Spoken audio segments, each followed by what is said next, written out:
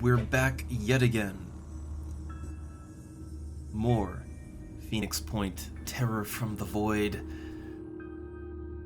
So before we get started this time, little experiment, which should be heard already. I have upped the game audio in OBS a little bit, a lot bit actually, because I noticed that it was kind of quiet when I was archiving it.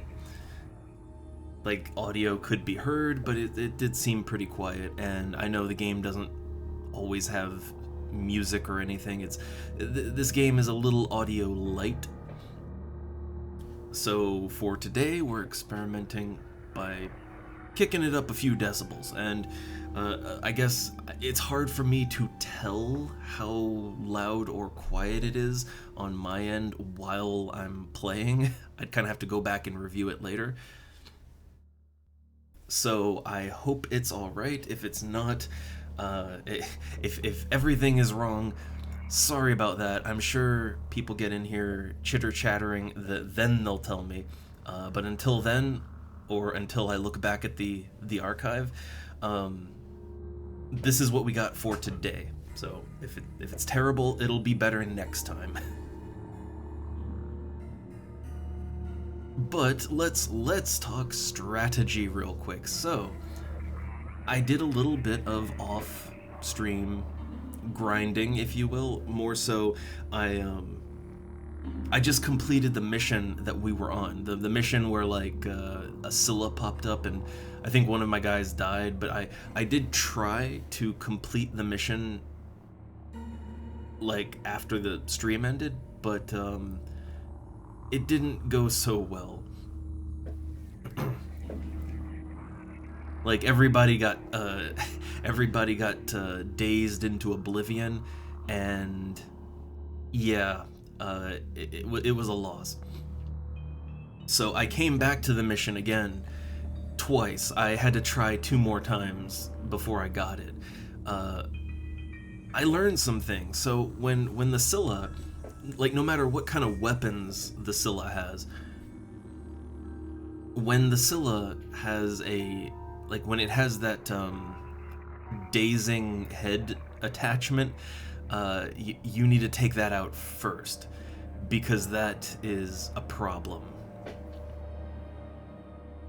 So normally when a Scylla is on the map, normally what I do is I go for the legs. Like if it's a melee Scylla, I go for the legs, and I try to knock those out so that it can't leap around and move too quickly. So, you know, you try to limit its mobility so that it can't reach your guys and just destroy them. But also, my other tactic, like when it's a ranged Scylla, my tactic is to knock out one of its blaster attachments, its arms, and that works pretty well. Like you knock out its arm and then it can't do, like it can still blast, but it doesn't have nearly as much impact. It's much more survivable. So normally, yeah, I normally either go for the arms or the legs, because that kind of knocks out its ability to kill you. But yeah, when it has the dazing head, even though the daze itself doesn't kill you, its weapons kill you. Like even when you spread your guys out, like it can spam daze half of your squad like every turn, and it's killer. You just lose. So unless you have daze protection, which I think some cyborgs might have that, but yeah, unless you have some kind of daze protection, then yeah, it's not really an option. You have to go for its head first, and also that limits its willpower. Like you knock the head out, that reduces willpower. Also, and okay, so the Scylla's head has relatively low hit points, so it's actually pretty easy to knock out its head in one turn, 1 or 2 turns. It's not that bad. But I did some other things in addition to that. So in addition to that, in my many attempts to clear that mission, I played around more with status effects, and I've come to the conclusion that they're actually quite good. So acid, right? Because we have the acid pistol. So acid, the way that acid works. So I messed around with it, and yeah, God, the way acid works is interesting. So basically, acid will eat away at the armor on all of the body parts equally. Like the damage, like whatever acid amount you have built up on the target, the acid damage, it gets distributed evenly amongst all body parts, as far as I understand it. And first it has to melt the armor. Like it won't deal damage to the target directly until it has melted all the armor. And then, once it's melted all the armor, then it does its damage to all the body parts and stuff, which is crippling, of course. Here's the thing. So, yeah, acid is very good at ripping off armor. Very good at that. But it's not a quick thing. You know, it's not a super quick thing. So, it's not... It's not an instant I win button, but what you need multiple people that can do acid damage.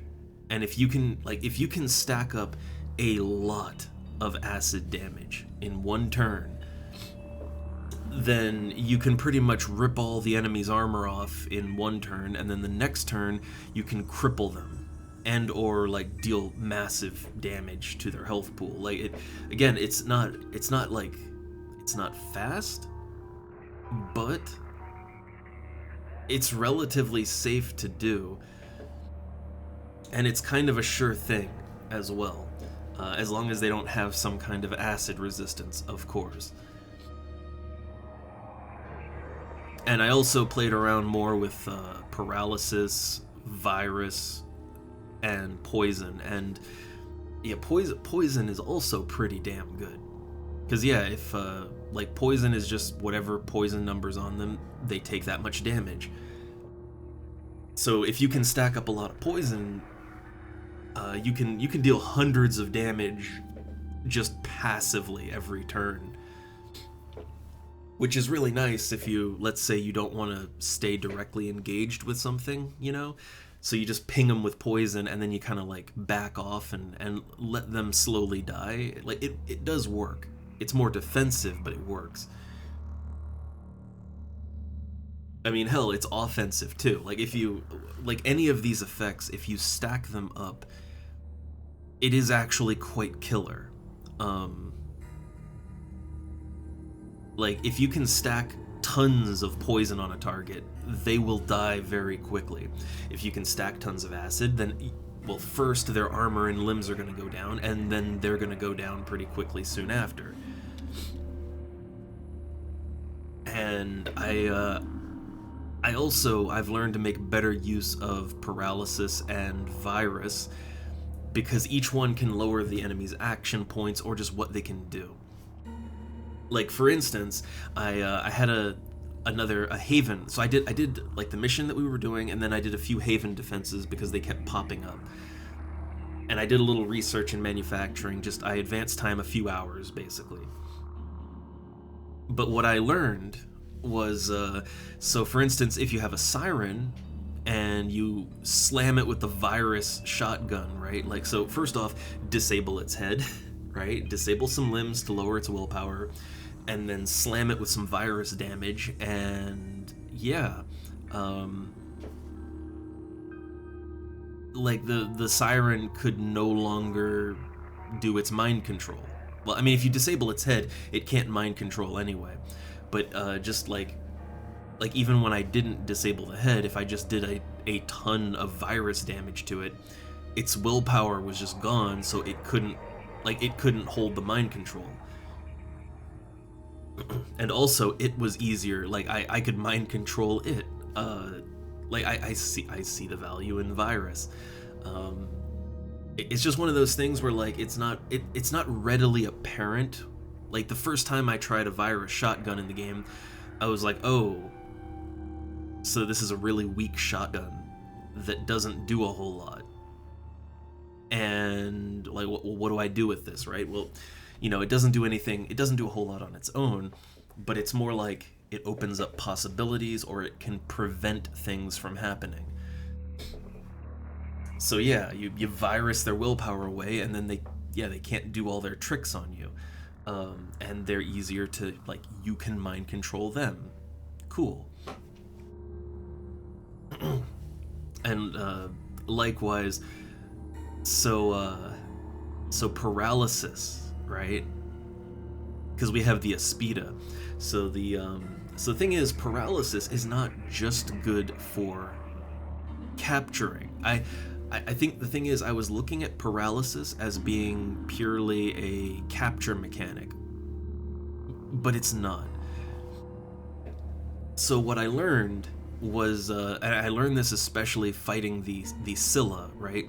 So, not only was I, like, dumping acid on the thing, poison, etc., like, I was doing every status effect I possibly could, but I was loading it up with virus. I was having the Aspida just constantly slam it with, like, 80 points of paralysis damage every turn. And so the thing is that, like, when all those effects add up, and the Scylla had, like, half of its health in paralysis damage, I noticed that it wasn't doing things so much. Like, basically, if it, like at the start, it would run around, attack, spawn mind fragger. Like, it would basically use all 4 of its action points to the fullest, right, every turn. But once I started stacking up paralysis on it and all of that, I noticed that it might move a little bit, and it might spawn a mind fragger or try to attack, but, like, it wouldn't. Like, it was basically only doing 2 things a turn and not 4 things a turn. And yeah, that was because you combine, like, the virus with the paralysis and all that, and it just didn't have the will or action points to do things. And I didn't kill that Scylla, it ran away. Like, basically, when I stacked up a bunch of effects on it and made it so that it could barely function, it just ran. It just left the map. And normally I hate it when enemies leave the map, because they're denying me EXP or a capture. But when a Scylla flees the map, it's like, good, right? Good. So I am learning. To everyone who's probably watching the archives later and is very frustrated at how I can play sometimes, it's just one of those things where these status effects and all that, it's the first time you get the little tutorial pop up or encounter it, the game really doesn't make it readily clear exactly how you are supposed to utilize these things, right? Like, all you know is it's a thing, but it's unclear how to really use it efficiently. And if you're not using these things efficiently, then they kind of suck if you're not utilizing them properly. Like, if you have one guy that does acid damage and they don't even do that much acid damage, then yeah, like, you're barely gonna see any effect out of it. You don't really see any returns on that until you really start stacking up the acid. And the same goes for, like, paralysis or poison or anything, is you don't see a lot of effect unless you're kind of stacking it up. And so either multiple people do it, or one guy does it really, really good. But you're not going to see the benefits for a while unless you kind of commit to it. and that was the issue.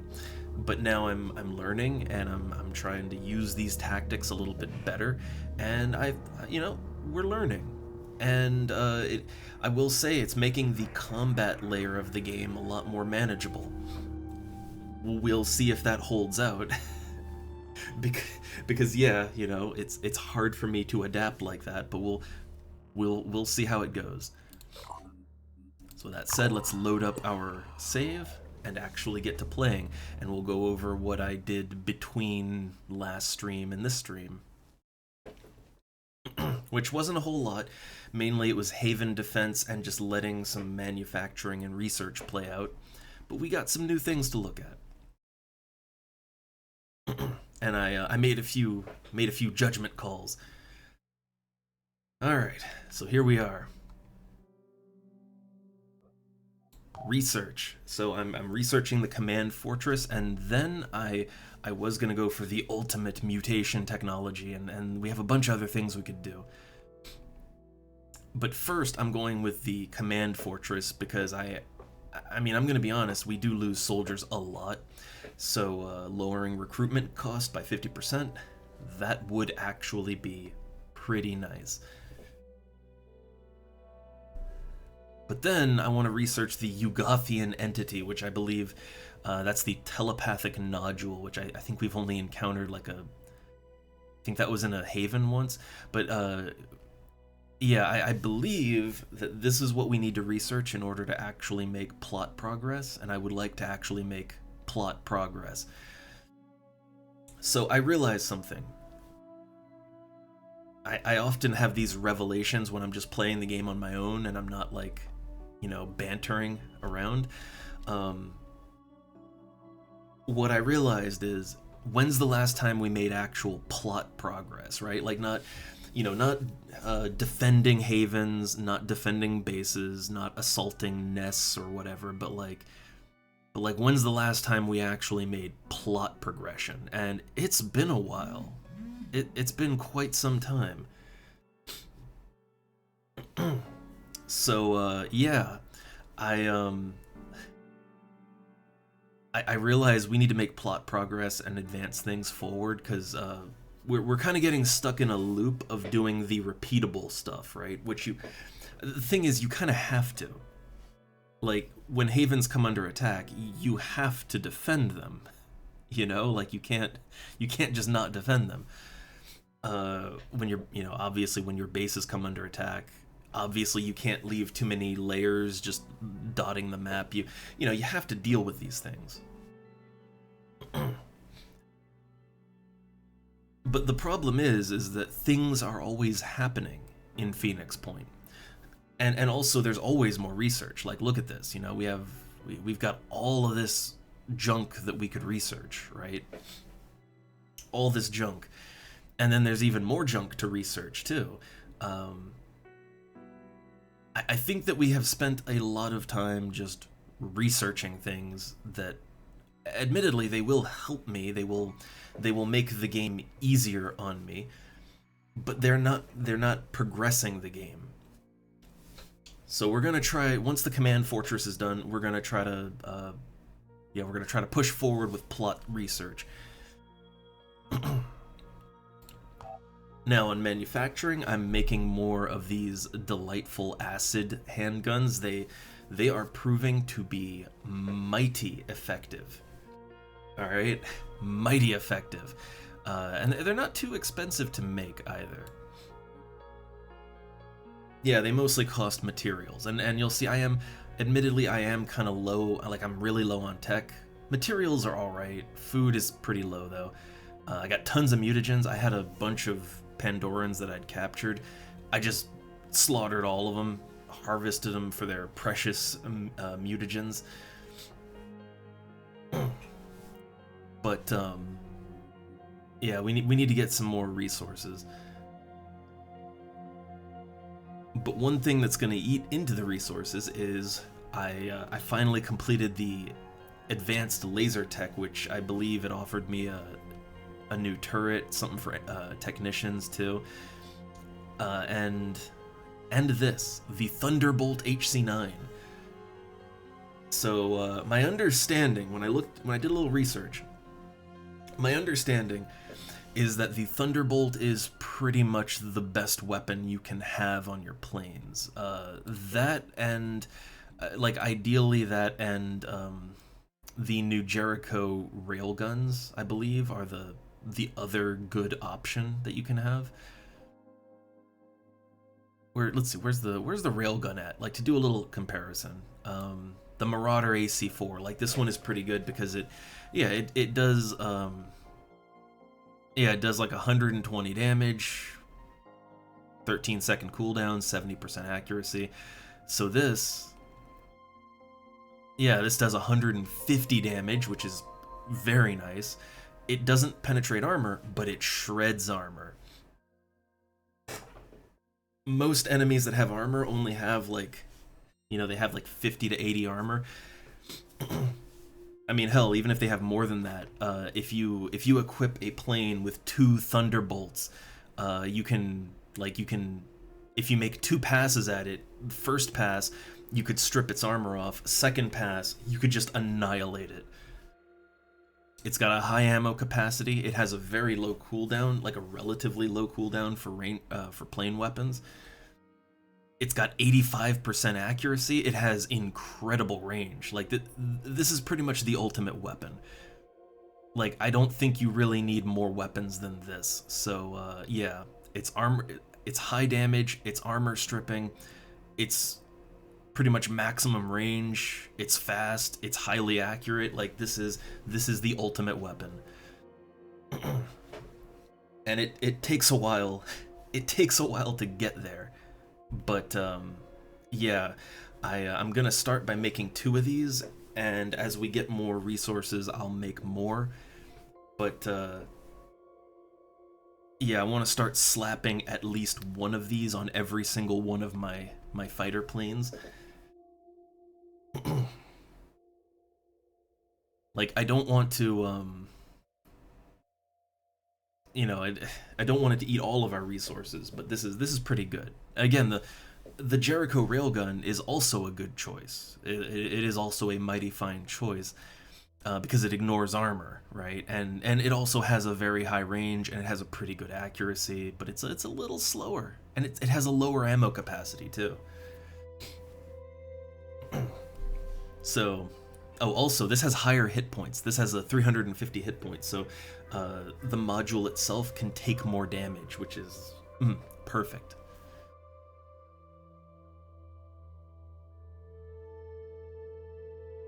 So I'd say the only flaw with the Thunderbolt is I believe it's it's a bit on the expensive side to manufacture, I believe. Yeah. So yeah, so as you can see, it doesn't really it only uses 60 materials, which is pretty nice, right? But 200 tech. It is very tech heavy, and tech has time and time again proven to be the bottleneck when it comes to progression. Like more so than anything, tech is just it's such a bottleneck. It's harder to get than materials, and I guess that's by design. I could trade off some of my materials for tech, but I think, yeah, like we will slowly work on getting more Thunderbolts and slowly re-outfit our fleet. But I really want to get these acid handguns. I really want to get those acid handguns on more of my guys. Like I have found that the acid is very effective. Again, it just peels armor away. But I need to experiment more with it. But I've seen good results so far. So I might even there. So we're gonna make one cannon, then we're gonna make one of these, and then the other cannon, and then another pistol. It's just I want those cannons, but I also really want the pistols on more guys. So that's kind of to catch up on that angle, right? Let's see, personnel. Did I did. Well, I leveled everyone that could level up. I put more guys on the Goodyear blimp. I could probably take some off, like some that aren't, get their helmets there. I could probably take some guys off that are a little low on the, they're not full stamina. But, I might want to do that. Yeah, I might want to... Okay, yeah, anyone who's not quite full, I might want to take those off. So I'll put them on Phoenix Point, yeah.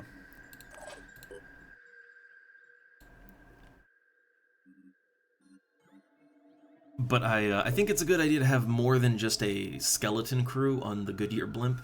I think because it can hold so many people, it's a good idea to just, like, cram it full of dudes, and that way you have a bit of a choice when you go to do a mission as to who you want to bring in, right?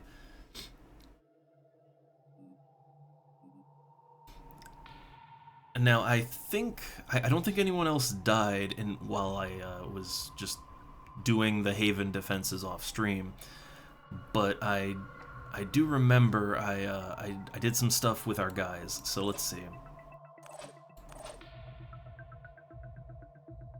I think I got them. No, I had them before, but yeah, this is the heavy that we got from just recruiting. I switched them out to assault gear. I honestly like assault gear, especially the Jericho assault gear. The Jericho assault gear, it has, like, so to be honest, let's do a little comparison here. I put the other armor on someone else, probably someone who had no armor otherwise, but the Jericho assault gear,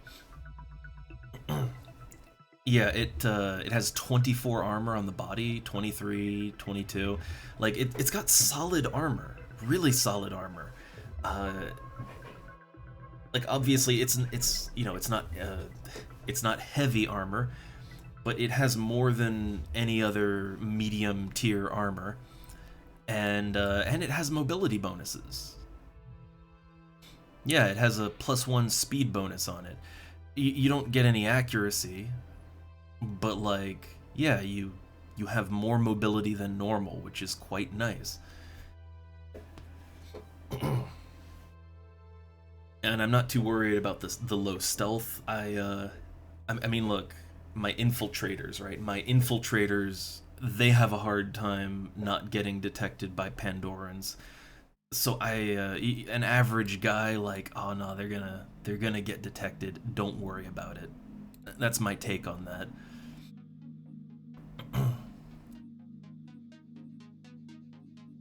Let's see, Phoenix Omega. Oh yeah, I got this guy. I could probably mutate this man here, right? I could probably make him a mutate, and that would kind of make him viable as a berserker with no armor. I think Omega Base could probably stand to have a few more guys in it. So I might want to recruit some dudes for that. And then Phoenix Logistics B, so I have another technician, and I gave the technician here, I gave him the heavy armor. It's temporary until I can get him some proper armor of some kind. But yeah, we have a nice little backup technician. And I got this guy. I got a sniper, Alfred Campbell.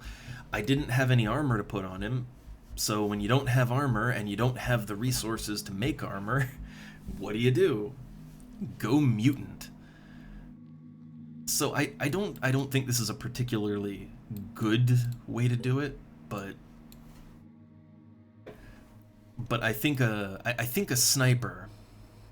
Yeah, I think that a sniper who is hard to detect thanks to, the stealth mutation, I think that's a good thing. It gives you a little accuracy boost, and it gives a very big true, it gives a super good perception boost right there. So Yeah, I guess it can work. Yeah, they have good perception, they have good stealth, accuracy's all right. Like it's fine. The only thing that they're lacking in is they're lacking. Yeah, they're lacking in. I guess what they're lacking in here is they're lacking in defense. Yeah, kind of lacking for defense, but they're fast, high perception, decent accuracy, good stealth. Like it's for a sniper, I think that's fine. I will say that the stealth mutation doesn't really give a whole lot. Like it doesn't really do much that would benefit a sniper. I feel like the stealth mutation would probably benefit a melee. Maybe, I don't know. It's hard to say who this benefits the most. Like, would an infiltrator benefit from this? They would, but it's like, would they benefit more from normal armor? No, normal armor would give them more stealth, right? Like, funny enough, the stealth mutation doesn't actually give you that much stealth. You have 35%. Like wearing real armor, like stealth armor, that can give you 50% stealth. So yeah. But I'd say it's fine, right? Like going full mutant for this character, it's fine. Could you do better? Of course you could. Of course you could do better than this. Absolutely. But like this is okay. This is perfectly okay and acceptable. There we go. Just give him some ammo. But yeah, those are the ones that I've added into the crew, just to kind of flesh out, you know, to flesh things out a little bit. I do think maybe I want to mutate this dude though. I kind of think I want to mutate this man, and I have the mutagens to do it. And Omega Base needs more capable fighters. So here's the thing. All right, let's talk strategy with mutations. I'm still missing the ultimate mutation. But when it comes to like a melee mutant, right? I mean, my immediate thought is to go with the standard heavy guy, like the heavy armor mutation, right? And my thought process on that is, well, like, it makes you stronger, you're very heavily armored, it tanks your accuracy, but you don't need accuracy when you're melee, right?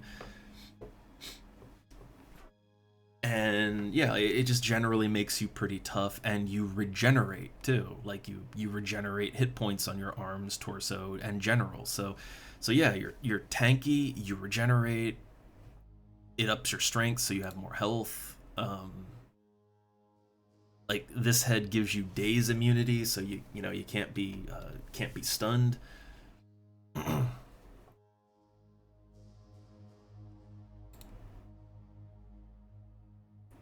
I guess maybe the legs are kind of what I like. Maybe the legs wouldn't work out so good because yeah, the legs slow you down, and I'm not really sure that the stomp attack. I'm not really sure that that does a whole lot for you, you know?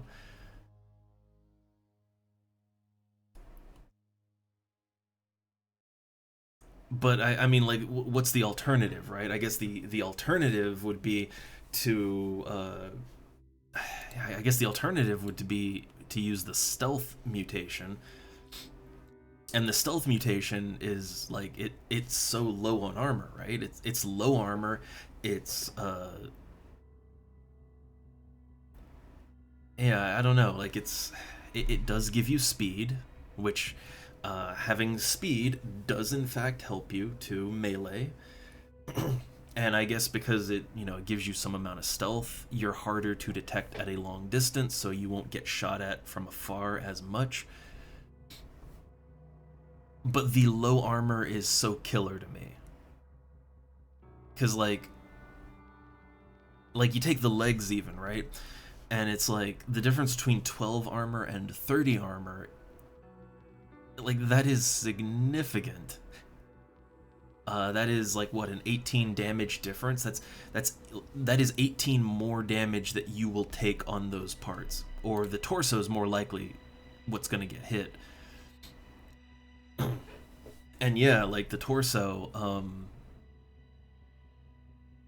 yeah, I mean, again, it's like it's almost a 20-point difference there. Almost a 20-point difference. Like that is significant. But like, yeah, I mean, to me, I don't know, like this it feels like, see, this is where I'm not really sure what the game even really intends, right? Like, what does the game intend for me to do here? And I'm not sure. But yeah, like to me, this feels like what you should go for if you're going for like a melee character, right? But the thing is yeah, it makes you tough and tanky, but like, but the stealth one, that gives you the tentacle attack, which lets you paralyze. It does tentacle retaliation, which is a melee riposte with tentacles in response to nearby enemy attacks. Which I wait, it's a riposte. Does that mean it blocks the attack? Hmm. Um. I'm gonna have to test that out. But yeah, like, so on one hand, it's like this feels like it would be the melee one, but actually, you remember, okay, if anyone remembers when we were doing that base defense last time, and I had a mutant dude who was fully tricked out, right? Like he was a fully tricked out mutant with the regeneration torso and everything, and I sent him into battle, and he died pretty much immediately. Like I think he literally died on the second turn. Uh, and he died because, well, yeah, I sent him out front first. But yeah, he got shot at like by two different uh, characters. And oh, 1 second, 1 second, I hear the wife. Hold up, BRB real quick.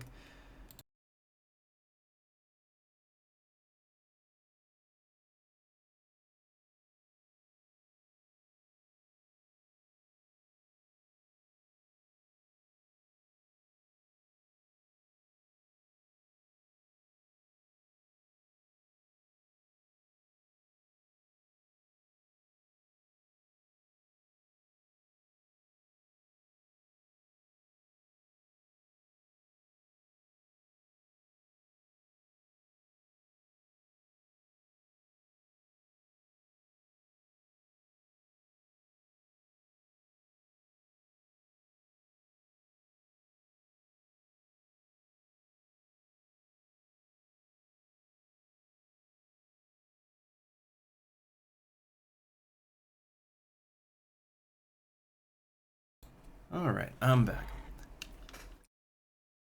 When the wife is here, the cats are also here, and they love just being around her. So she gets trapped by the cats. So every now and then she needs some help. All right. So right. So like I was saying, yeah, last time I had a dude who was fully tricked out with all of the heavy mutations, and he died. And I mean, to be fair, he was just a fresh recruit, so he wasn't leveled up or anything. But he pretty much just died instantaneously. And he died because, well, I sent him forward, and he got ganged up on by two enemies at the same time, and they just wiped him. So the thing is, like what I'm learning is that, and I mean, it's true for like a guy in heavy armor too. Um, like having high armor is great, and having regeneration is great. Like these are great things. But if you get ganged up on by multiple targets, chances are you're going to die no matter what. Like heavy armor is good if you're kind of hanging back, and you're getting pinged by multiple enemies, right? Like if multiple enemies are shooting at you but they're only pinging you and not all their shots are landing, then heavy armor is great at surviving that. um, but like, yeah, if you're getting into melee range, like if you're getting in there, Uh, Armor is nice to have, but it isn't really gonna save you. like, the thing is that even having like 20 more armor on your chest, like if you're getting slammed for like over 100 damage multiple times, you're gonna die unless you have a very large health pool too. Like having a very large health pool is more so what's gonna save you than your armor at that point. And that's kind of what I've learned. So in a really weird way, heavy armor in Phoenix Point in general is kind of a trap.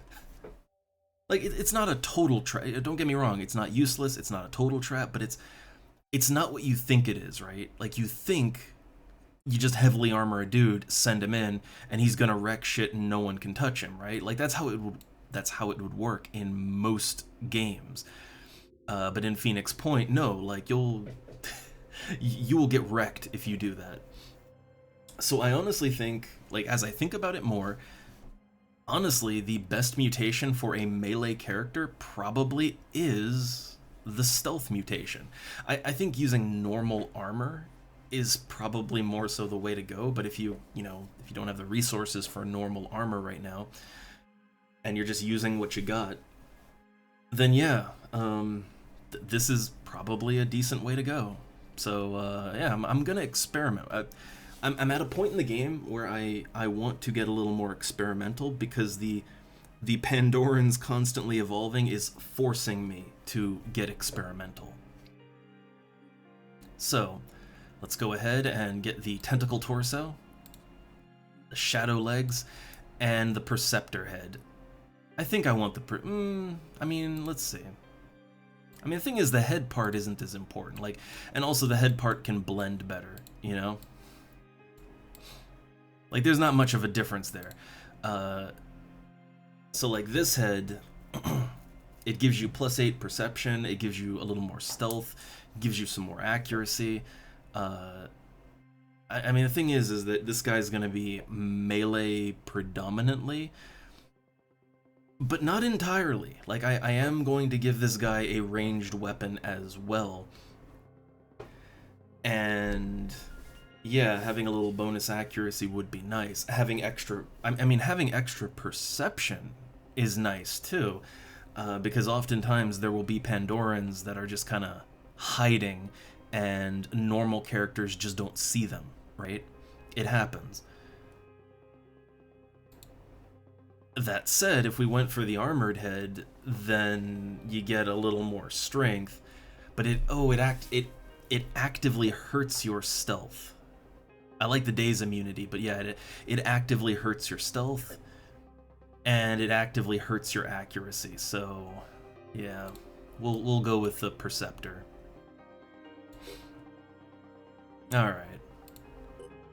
So, is this the most effective thing that we could possibly do? Most certainly not. Most certainly not. So let's get him a pattern that doesn't look... It looks weird to have patterned mutants. It feels very strange to me. Let's give him a funky color, because, why not? God, you can just make him a weird, multicolored mutant nightmare. God, all the secondary colors look bad. I'll go with this one. That looks fine. And you know what? We need to give more people meme names, so, I don't know. This can be Squidward. Is it Squidward or Squidward? A or A? I don't know. But, like, we need to give more people meme names. We've been slacking on the meme names. Horribly slacking. Alright, so he's got... I mean, he has, of course, his mutations that give him melee attacks. But he also just has a hammer. And then he's got... yeah, so he's just got a hammer, and then he's also got a Jericho Gauss handgun, which is... I mean, it's 60 damage a shot. It doesn't shred or anything like that, but it's good solid damage. Good solid damage. Ooh, ooh, there is Nurgle's Wrath. That's 50 damage and 5 shred. Honestly, I'd say we go with that one. I'd say that one's a little more what we want.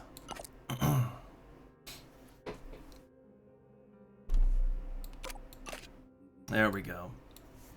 It's just his mutation already gives him an attack, so I think having like lugging around a hammer is not really. I think he probably doesn't need to do that. But you know, we'll see, right? We'll see. It's okay. There we go. Squidward is ready for action. At some point, I should probably do some cybernetics. Like what, you know? So here's the thing. I do a lot of mutating because mutants only need mutagens, and like mutagens are really easy to get. They're kind of hard to get early on, but like at this point, I have the Aspida. Like the Aspida is basically a capturing machine.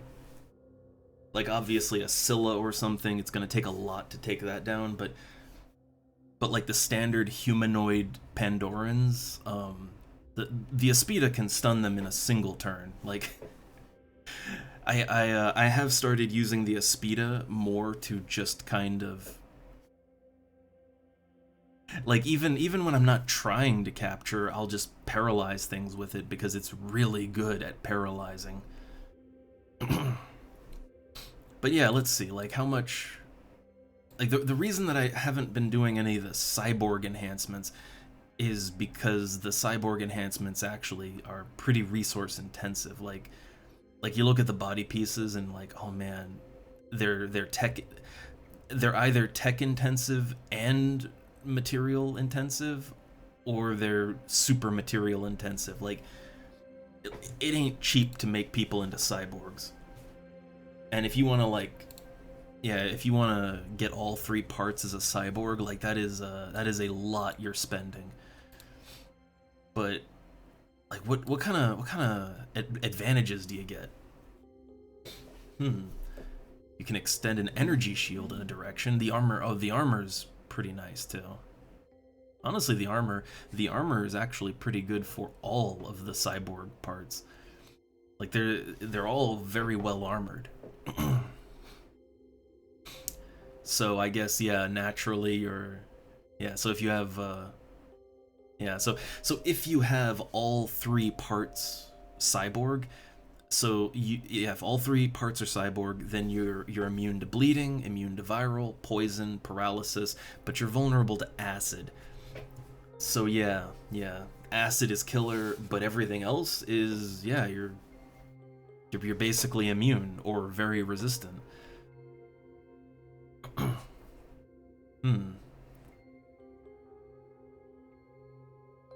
I don't know so this is the melee one right there. It's an interesting look. Ooh, if there are enemies within 10 tiles, attacks gain 20% damage. Like that's actually a pretty good one. And what do they get for the legs? So immune to goo, landing shock absorption, rocket leap, shadow step. Okay. Looks funny.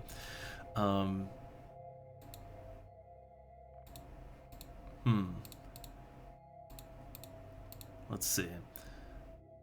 The Clarity Head, immune to mind control.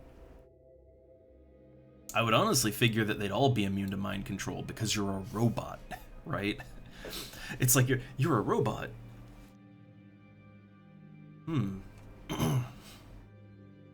Oh wait, no, you're not a robot.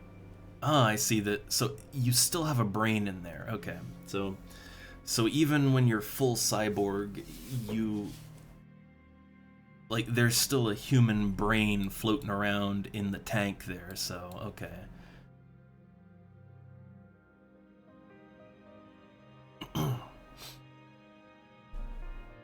But yeah, that one would make you immune to mind control. Neural disruption. Disrupt target for 1 turn, causing it to become disoriented. Ooh. Ooh, I see the advantage in that. And then the Echo Head. So, night vision, silent echo. Make a silent attack with... Ooh. Okay, so I will say the cyborg, honestly, honestly, the cyborg enhancements seem better than the mutations. Now, to be fair, I haven't unlocked the ultimate mutation yet, but I mean, all of the cyborg parts seem better than the mutations. And it makes sense because these cost actual resources. Mutations just use mutagens, and that's like mutagens are as common as dirt, so it makes sense. Alright. So let's see. Let's talk what we're gonna do. So, I do want to make plot progression, right? I want to progress the plot. However, there is research I can do. There's the Yugothian entity, but also I mean, here's the thing. The other thing I have to do is to destroy a citadel. I don't think I can do that yet. I gotta be honest. I'm not sure I can do it.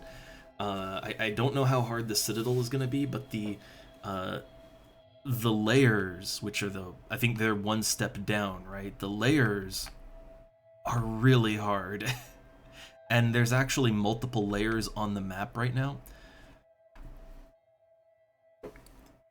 So yeah, I might want to I mean, honestly, I might want to, like, before I take on that citadel, I might want to claim up this Phoenix base, build a mist repeller, and I think this would be within range of the mist repeller, and I think that would make it a little easier. I don't know.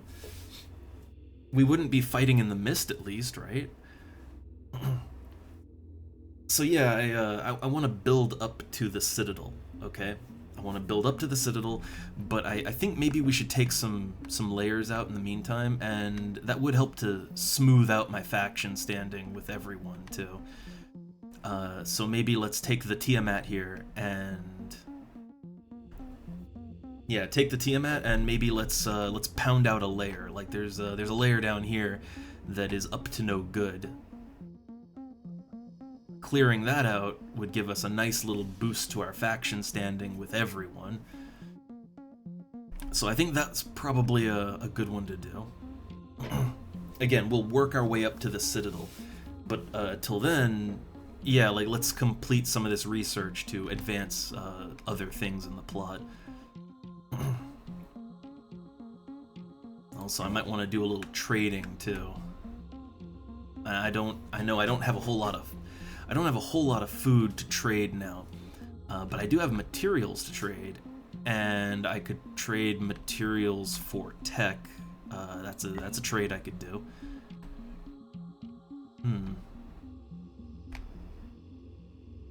Though honestly, like tech is such a bottleneck in the game. Like 9 food for 2 tech, 10 materials for 2 tech. Like yeah, tech is most certainly the bottleneck resource. It is hard. Like okay, that's the best trade I've seen so far. So 8 food for 2 tech, or 4 food for, okay, that's for materials, but yeah, like that's kind of the best trade I've seen so far for tech. I'm looking around to see if there's a better one out there, but I'm not seeing one. You do 9 material for 2 tech. It's just I really do want to get more of those Thunderbolt cannons for our fighters. I really want them.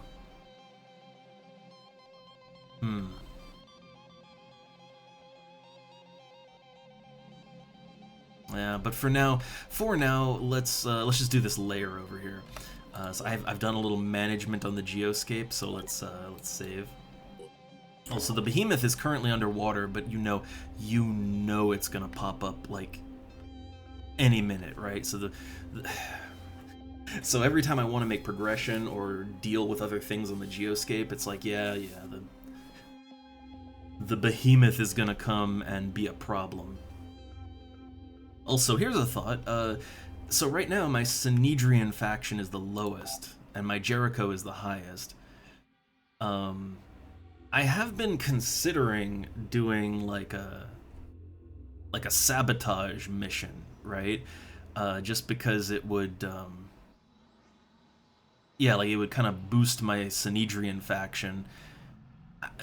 I guess the problem with these sorts of missions is I have no idea exactly how much faction I stand to lose, right? Like, what are the gains and losses? Like, what am I looking at here, right? Uh, but another thing is, I've been wondering if it might be beneficial to me to start stealing some of their planes. Hear me out. So here's the thing, right? Like the one of the biggest bottlenecks to increasing my aerial fleet, one of the biggest bottlenecks is that planes are actually pretty expensive to make. And not just the plane, but you have to then equip the plane too, right? Let's take for example, if I wanted to make my own Thunderbird, right? If I wanted to make a Thunderbird, it's 113 tech, which, honestly, that's not too bad, but it's 900 materials. That is a lot. I could do so much with 900 materials.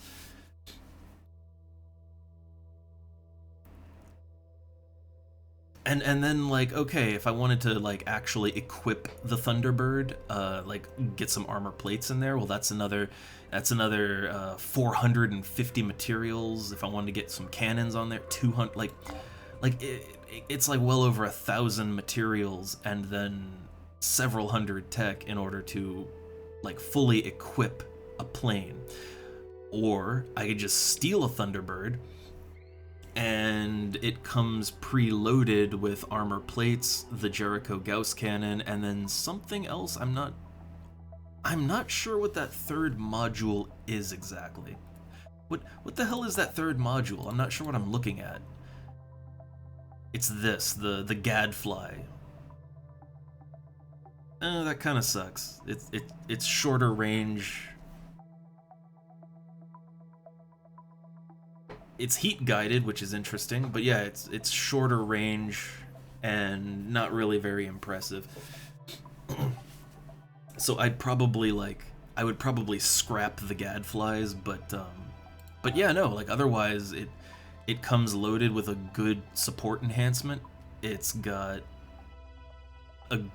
it has a good weapon, and then the third thing you could just scrap and then use the materials to build a better weapon, right? But I am really, really considering. I am really considering to just steal some Jericho flyers, because that might, yeah, that would help me to beef up my fleet. But the thing is, yeah, like, okay, how much of a faction hit would I take if I did that, right? I feel I feel like I feel like the faction hit for busting into one of their bases, slaughtering everyone, and then stealing a plane. I feel like that's gotta be like that has to be a 10-point minimum faction hit, right? Like bare ass minimum. And I'm not sure it's a good idea to take that kind of a faction hit, right? Like obviously, if you do the layers that are dotted around the map, if you do the citadel, I mean the citadel is a huge, like, damn, that's 10, 11, 18. That's a huge one. So obviously you do that stuff, you can make it up. You defend their havens, shoot down flyers that are attacking their bases. Obviously there's lots of ways you can make up the standing, but I am wondering just how much of a hit do you take for stealing a flyer? Because I am real tempted to do it. I am so tempted to do it. Also, why do they have a flyer just chilling over here? Like I've noticed that this like over at this destroyed Pandoran nest, they have a Thunderbird just parked here, and I'm like, what is that doing exactly? What's it doing? Uh, So yeah, I mean, on one hand, I do kind of want to like test that out to see how much of a faction hit you'd take, but I feel like I don't want to waste our stream time with that, right? Because if it's a really big faction hit, then I wouldn't want to do it, right? So then I would just kind of I'd load the save before going in. So I'll experiment with that off stream. But for now, let's go and deal with this lair. Is there a closer lair we can deal with? I think that's about the closest one. It's gonna take 12 hours to get there. Oh boy, they're evolving again. I still don't really know exactly what the little person man symbol there. I don't really know what that does exactly. Like, does that lower the human population? Does it like I'm not sure what that really means or does. And the Phoenixpedia does the Phoenixpedia doesn't cover that symbol. So I would sure love to know what effect does that have exactly. I haven't been able to find it. So we have a new Triton Marksman Alpha. I mean, I just assume that it's the same thing but better. It has an armor-piercing sniper rifle. Basically, it has the same. It's got the same overpowered sniper rifle that I have now, which is that's fun. But I'm not really worried about Tritons or Arthrons or anything like that. Those are the standard humanoid Pandorans. No matter how badass they get, they suffer from the same problem that my badasses suffer from, and that is that you'll still die in like 2 hits. So I don't worry about it too much. Ah, okay. And also, hey there, Tavnish. It's very quiet this morning. We're in for a nice quiet morning. I know a lot of people lurk. I guess it's kind of the nature of the types of games that I play. I tend to play games that are very, sandboxy, lots of just sort of chillin' while playing. Lots of management and just kind of going over stuff. And yeah, I guess I can see how a lot of people would just sort of enjoy the background noise, the second monitor content. But it's always nice when people say, "Hey, I appreciate it." I appreciate it when people come in to have a little chat. It distracts me from, the existential nightmare of deciding how I want to play this game. Ooh, I've heard of Dead in Vinland. But Spellcaster University, I'm trying to think. I might have heard of that, but I might be confusing it with a different game. But I know the other one. Haven't personally played either one though. I mean, it's kind of funny. My version of a chill game is something like this, or I guess I like stuff like Daggerfall is fun to get into, or things like that. Though Daggerfall is also very stressful at times, just because old game can get very difficult. I like me some Mountain Blade too, even though that game is incredibly stressful at times. It's funny, my version of a chill game is highly stressful and frustrating and long and repetitive, and I guess that's kind of what I like, I suppose. I think most people's chill game would be something a little more casual, right? But this is how I chill. All right, I don't know any other way. I'm sorry. I grew up on NES games. All right, I grew up with Battletoads, so I don't know how to relax as a human being. All right, I never learned. Video games didn't teach me. All right, what else we got? Oh, the Triton Ghost. What kind of weapon is that? I think that's a. Is that the virus gun? They'd already have the virus gun, wouldn't they? I'm not sure what. Oh, detailed analysis. What kind of weapon they using? Yeah, it's a virus. It's a virus sniper rifle. So I guess we're gonna see more virus attacks. Okay.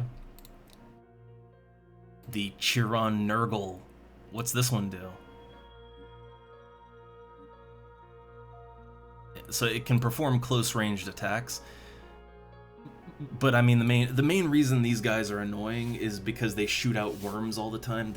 God, I hate Chirons. I really hate Chirons. Like, Chirons are my nemesis, maybe even more so than the Scylla at times.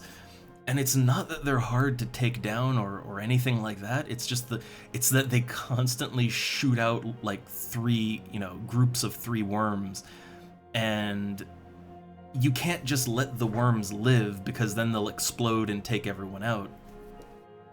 So you're basically wasting time every turn, like slowly killing off all the worms, and if there's other enemies around, then that complicates things, and killing the Chiron itself is hard because they have a tendency to like run to the other end of the map to hide. Like, they just hide and shoot worms out.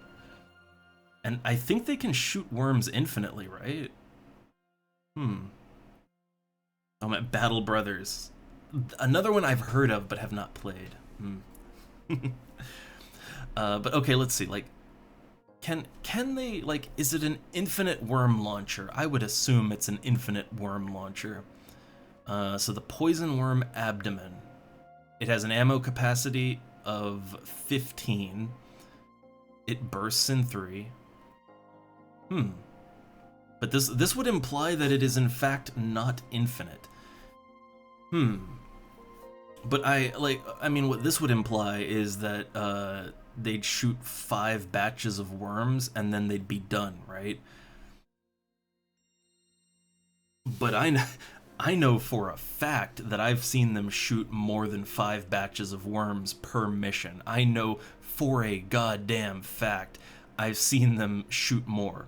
So while it says they have a clip size of 15, I feel like they have infinite reloads or something. I don't know. Maybe, you know what? Maybe they have only ever shot 5 batches. I don't know. But I feel like it's been more than that. And then a Chiron. Wait, you got a Nurgle and then a Ningle. I like the thing on its back. It looks different. So it's able to launch capsules of organic goo. And it can stomp. Honestly, I'd say this is probably the easier variant. I'll take goo any day. I will take goo any day of the week over fighting off waves of poison / fireworms, because I have goo repellers. Like, I have anti-goo leg pieces, so they're welcome to try, but I think this is easier to deal with than the worms, honestly.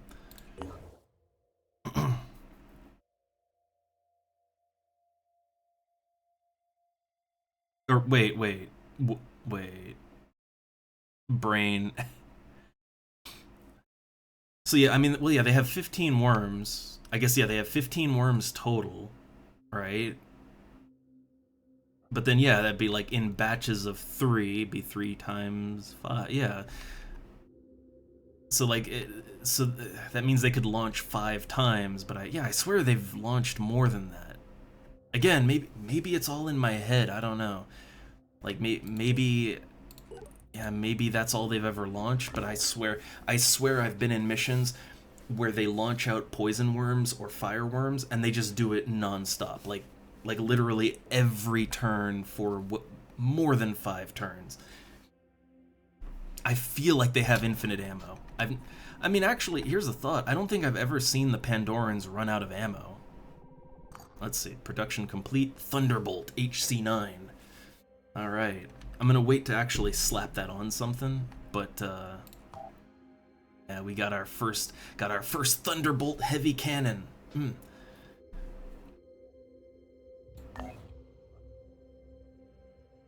I wonder, do I want to do any trading?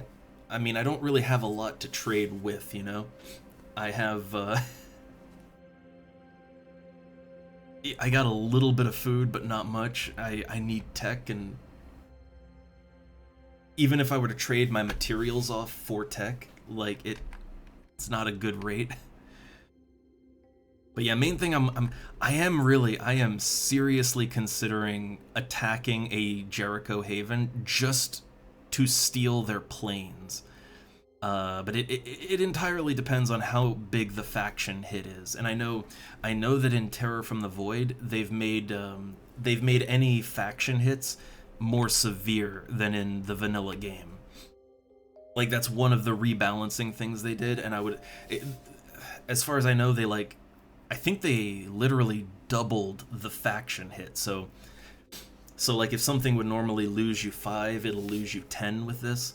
Um, I've never done raiding in Phoenix Point, so I don't know what kind of faction hit you're looking at for stealing a plane, but I feel like that would be a grave offense, right? I feel like that would be hard to recover from, but I don't know. What I do know is when I did a little research, like I did some research, like okay, is there any good strategies to deal with some things in this game? And apparently in the vanilla game at least, it is a common strategy to just steal from one or more of the factions and like just to steal their planes, right? Instead of making your own, you just steal their planes and then, oh look, they're fully kitted out, ready to go, ready to fight, or ready to be a troop carrier or whatever. And apparently that's just how some people play, is as a raider. And I don't know, I guess that's the thing. I don't want to piss off any of the factions, but I feel like raiding is a surefire way to, yeah, to make them angry. Like raiding and stealing their planes. I feel like if I don't want them hostile, that's a bad idea. But maybe I'm wrong. I don't know. Maybe that's the. Again, I'm sure that's probably the meta, but like, I'm trying to be friendly with everybody. Okay. Oh god. So right. I remember this structure. Being an absolute nightmare to take down. Maybe it'll go better now that I have acid, right? So I did see that another one of our sanctifiers got finished. So if we have anyone on this team that can use an acid pistol, I would like to equip them with an acid pistol now. So let's see, we got... Okay, they have their poison crossbow, that's good. Might be a good idea to carry some more... Like, I think fire would be good against the structure that we have to take down. I think fire would be good against it, but I'm not 100% on that. But it'd be a good idea to have a fire grenade. Why not? Does this character have biochemist? No. We have another infiltrator that does have biochemist, and I noticed in my offline play, my off-stream play, I noticed that the poison damage was pretty intense. Like when they have biochemist and a Synedrian poison crossbow, the poison damage, I think it went up to like 60. I think. You do 25% more damage, so maybe it was only 50. I don't know. 20% of 40. Oh god, double tries to do math. That'd be what? 4, 8 and half, 10. Oh, okay, so it'd be like 50, but I swear it did 60. But 50, even 50 is good. The poison damage was quite nice. But this one doesn't have biochemist. Okay, they're just a heavy.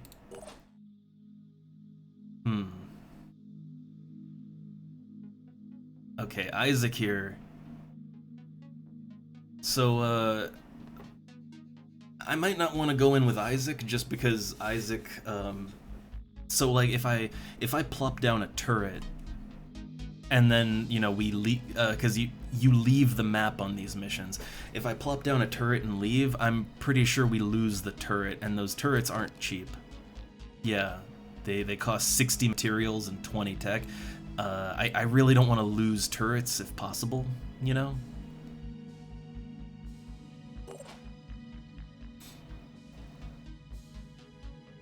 Let's see. I also I might want to go in with more than just I like. Okay, so far having one extra clip has been enough, but I might want to go into these missions with a little more than that. uh, how much does it cost? It costs 22 materials, 3 tech. I can afford that. It might be a good idea to go in with a little more ammo for some guys, like especially the ones you know are gonna eat through ammo really quick.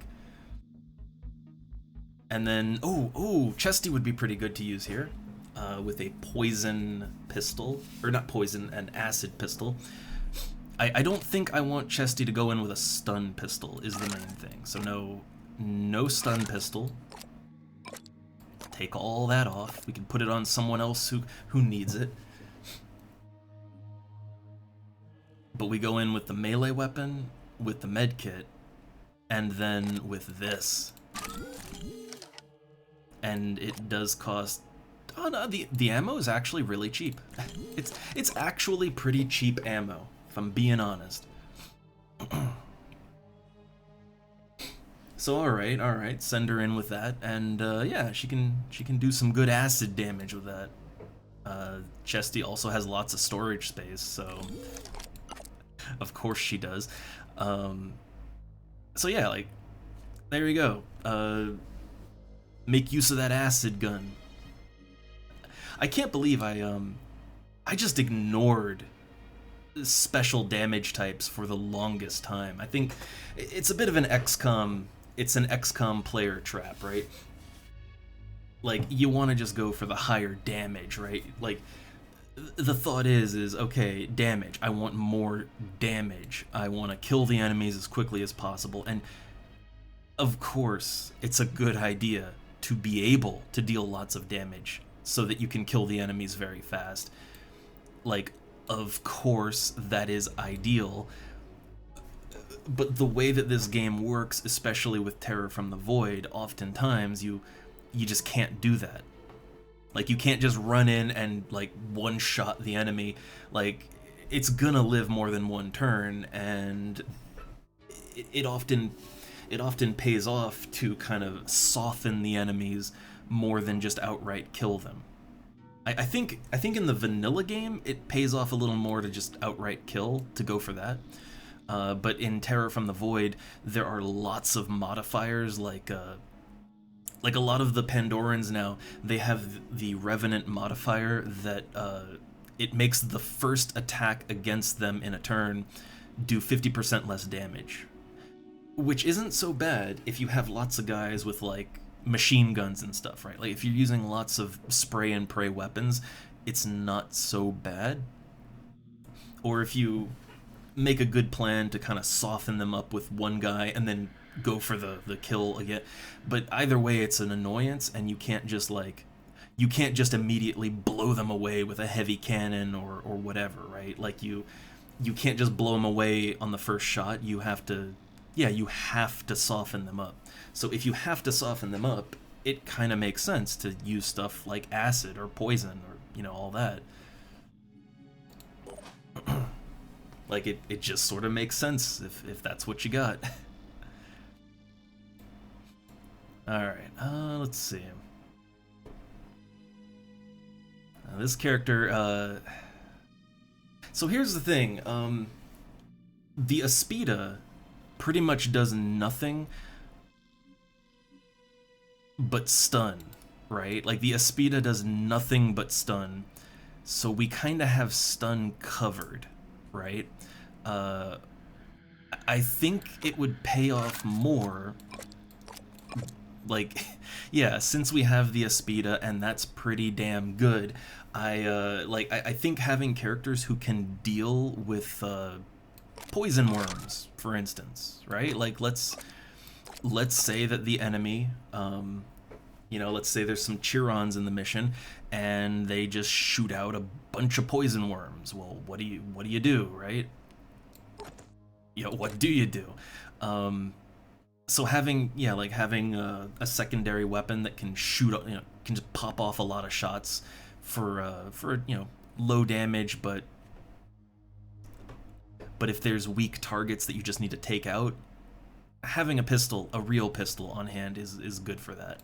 The stun pistol is good when you want to stun. Also, I gotta stop calling it stun. It's paralysis. I will be honest. I tend to use XCOM terminology a lot when I play Phoenix Point, and I mean, you know, it's understandable.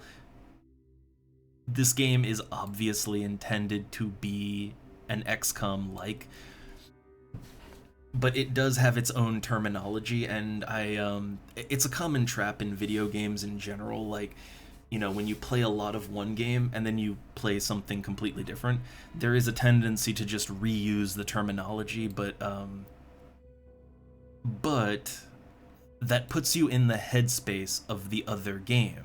You know, if I'm using XCOM terminology all the time while I'm playing Phoenix Point, it's putting me in the XCOM state of mind, and that's bad. You do not want to be in the XCOM state of mind while playing this, because that'll get you in trouble, and it has been getting me in trouble. All right, okay, so have I put everything on everyone that can have it? And also I've been wondering. So the Aspida here, it has Stim Cloud, right? How, as far as I can tell, I haven't even seen like a button to use Stim Cloud. Like I don't really understand how to use that, and I don't think it's a passive, right? Like I don't think it's a passive ability because I've never seen it do anything.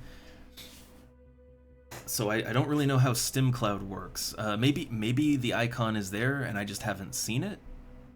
But yeah, I haven't noticed how to use that.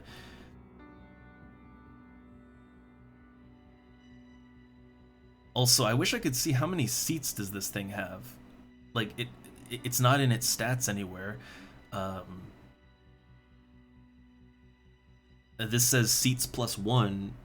I think it has 2 seats then, but I'm not sure. I don't know. And then another thing, like look, the ammo for the Aspida. Yeah, you can't plus ammo. Like, so as far as I can tell, when it comes to tanks, once you use up their ammo, you can't load any more in. Which is, you know, that's a little bit of a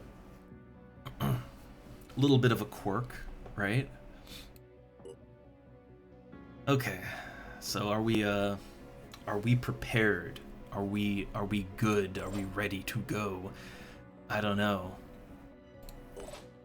I always feel a little nervous when I'm assaulting a Pandoran anything, because these missions are always a nightmare. Like every single time, it's just a pure nightmare. I might want to bring more ammo for the heavy, because the heavy cannon here, it's only got 12. Yeah, it only has 12 shots, and it bursts in 3, so that ammo is gonna go pretty fast. And he does have a different weapon, but even then, that ammo is gonna go real fast. Oh, this is a... Wait. Oh god, it's a partial. This is a partial ammo right here. Ugh, partial ammo. The worst. So let's scrap that. Yeah, scrap that, make more. Okay. We had a second heavy, right? Did we have a second heavy? Oh, hold up, we're scrolling through other personnel now. We want to only deal with this crew right here. Okay, we got Lambda. Pop that. Okay, so now they have multiple ammos. All right. Yeah, I like to make sure everyone has enough ammo that they're not gonna run dry on me, you know? Okay.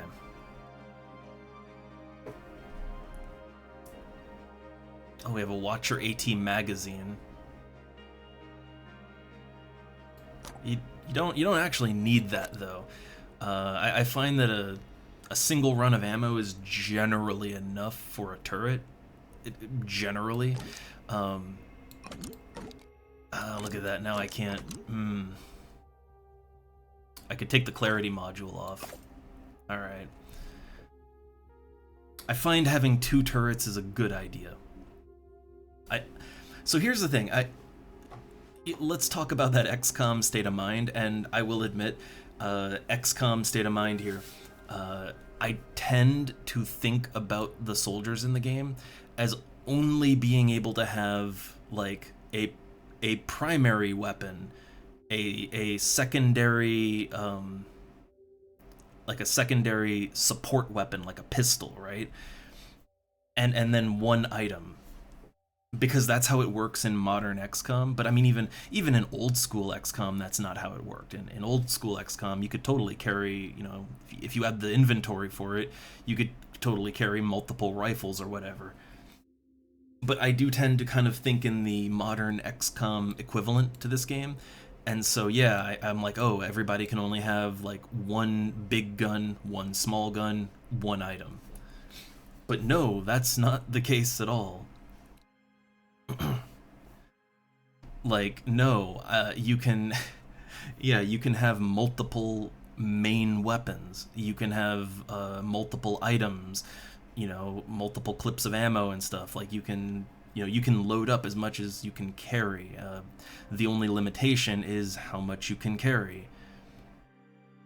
And admittedly, the carrying slots are a little light. You know, you have 3 active slots, and then you have 6 body slots. And I mean, you get your armor mounts and all that, but yeah, I mean, admittedly 6 body slots is not a whole lot, so you know, you are kind of limited there.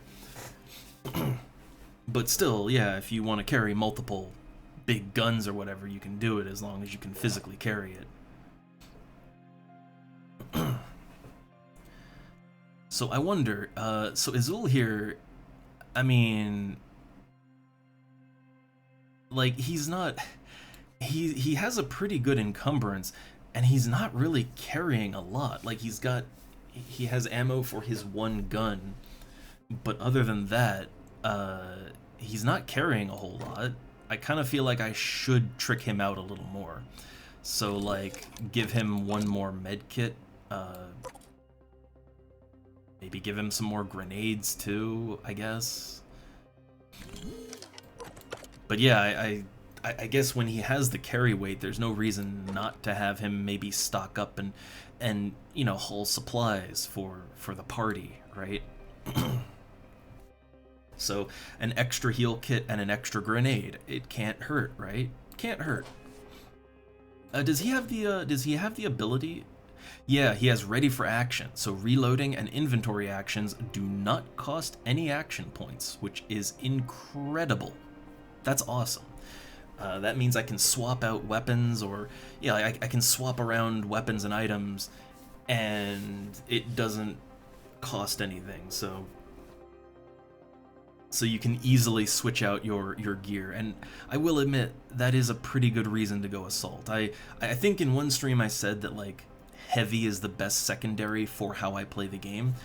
I still think it's a strong secondary for how I personally play the game, because it deals mostly with like retaliation fire and a little extra defense from shred damage. So it gives you a little more tankiness, but and for me, how I play, that's a great deal. But I honestly think assault is a good all-around secondary for any class, because you like look at the stuff you get, right? Like quick aim, it lowers your accuracy by 30%, which is ouch, but if you have decent accuracy, you can make that work, and it'll let you shoot your weapon multiple times in a turn. Like a sniper or a heavy could quick aim twice, and like you can shoot a rocket 2 times. You could snipe twice. That is incredibly useful. Like, that is a huge damage boost right there, if you're willing to spend like 6 will points, which is very steep, but if you're willing to spend it, it's worth it. And then kill and run, so you get a kill and then you can maneuver away from the enemy. That is great to get you out of the line of fire because you often have to get in the line of fire for a good shot. So that's a great, like, yeah, you have a great defensive move. So good offense move, good defense move, and then ready for action, so you can just freely swap around your inventory with no penalty. Like, that is great if you want to, like, whip out a med kit and heal in the same turn, or you want to switch out to a different weapon. Like, that is great to have. Onslaught is just kind of like, well, you're passing your action points to someone else. That's very selective use. It's good just selectively. And then rapid clearance. So until end of turn, after killing an enemy, the next attack costs -2 AP. So that one, again, very will point heavy, but you could combo that with, I don't know, like a sniper, and yeah, like kill an enemy, and then, oh, your next shot, -2 AP. Free snipe, right? Like, potentially, between that and quick aim, if you have the willpower, you could potentially shoot your sniper rifle 3 times in one turn. That's pretty great. So yeah, I think Assault is a good all-arounder secondary for any class. Like, you know, is it the best? No, but is it... It's solid, right? It's got good offensives, good defensives, good utility. It's all around a solid secondary. Like, if you don't know what to give them Assault. But I do see that most of this, like, most classes when used as a secondary, you'll get something out of it. You know, you might only get one thing that you want out of it, but you'll get something that anyone could use. But I do like to have sort of a fallback plan, right? And Assault is the fallback plan. Alright. Man, we are doing a lot of organizing and strategizing. That's me being nervous to go into a lair. So let's just do it. Let's just do it. There's multiple. There are 4 active Pandoran structures. The Citadel, I don't think I'm ready for that. Like, I imagine the Citadel is going to have at least 1 Scylla. It's probably going to be packed with tons of Pandorans and things I have to blow up. Like, I don't think I'm ready for it. So that one we're putting off. But there's 1 layer, there's 2 layers, there's 3 yeah, we got 3 layers and a Citadel out on the map. We need to start chipping away on these things. So yeah. Alright. Deploy. Let's get in there. So the objective is to locate and eliminate the spawnery to neutralize the lair, and then evacuate your squad. Beware of Pandoran defense systems. Sentinels will trigger if a soldier is in sensory range or attacks them. Eggs will hatch if a soldier gets close. Okay, who do we go in with?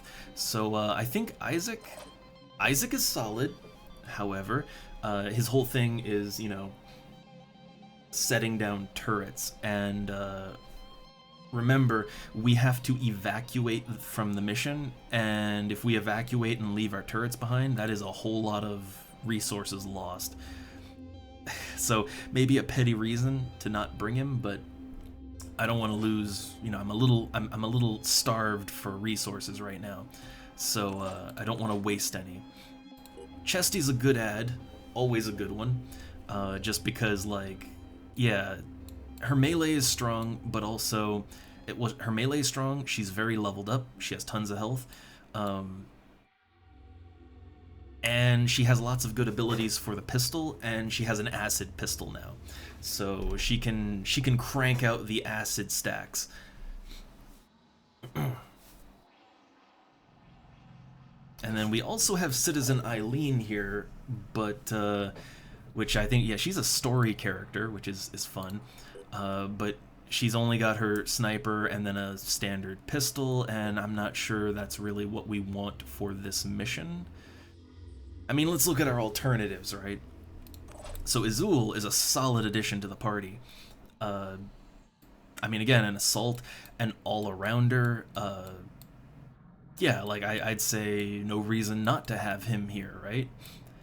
He can take care of smaller enemies if I quick aim and use his rifle, like if they have a cheer on.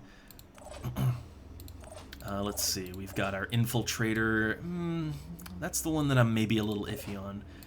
We have 2 heavies, which is maybe excessive. Their main cannon isn't so great, but they can fire rockets. I think both of them have assault as their secondary, so they can fire off. They can fire off those nice rockets, and they can do that 2 times per turn if they don't move. So, like they are between the 2 of them, they are really good at taking out bigger Pandorans or just long-range killing things. Like the rocket's good for that too. And yeah, they're expensive to use, but materials is actually, we're doing okay for materials. If I have to spend 200 or 300 materials after the mission, that's okay. I guess, yeah, the point of contention is La Expendable here. She's lower rank than Citizen Eileen, but it's more like which one is going to be more useful to take down a lair, right? Do we want a sniper? Because I assume that we're going to be fighting a large number of Pandorans, probably some heavy ones, and then, you know, we have to actually destroy the structure at the end too. The heavies are going to be good for that, but like an infiltrator, I'm not sure that we're going to get the kind of use we want out of that. Let me slap that on there. Yeah, like an infiltrator, now they have that nice poison crossbow, which is nice, but their ammo count is limited. They only have 4 shots per clip, and yeah, we have like 5 clips we can go through, but when you run out of ammo, you run out of ammo. They can dispatch spider drones, which is useful. They can throw out decoys too. Decoys are incredibly useful. But like their combat ability here might be a little lackluster, whereas Citizen Eileen, yeah, she brings the long-range punishment, and also with the pistol and gunslinger, if there's a Chiron throwing out worms, she could pretty much take care of that every turn on her own. So yeah, like high damage, good action economy, but that's really all she brings. Is she brings high damage basically. Whereas Expendable here, I mean, her damage ain't bad. Poison is good. When you stack poison, it really does add up very quickly. So her damage isn't bad by any means. It's fine. And she brings utility. But it's just, I would worry that the ammo would run out. That would be the problem there. So it's a tough call. But, and we're just debating on it endlessly. But I think I'll go with this one.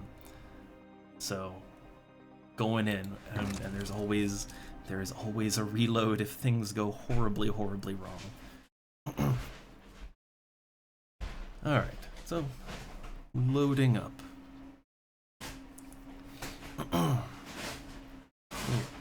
Also, sorry for any crinkly noises in the background.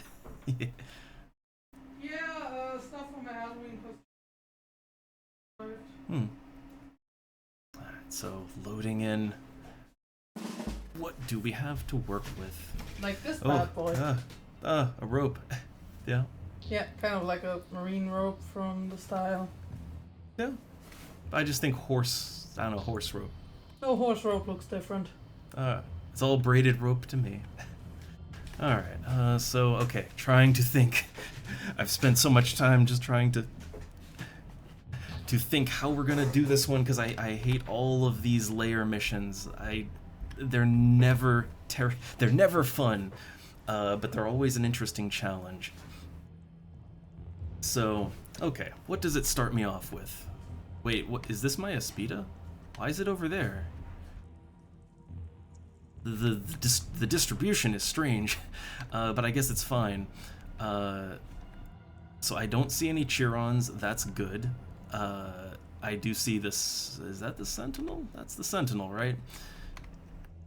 So they got a Sentinel. I like the look of him. It's a Terror Sentinel. So I think if they get alerted, then well,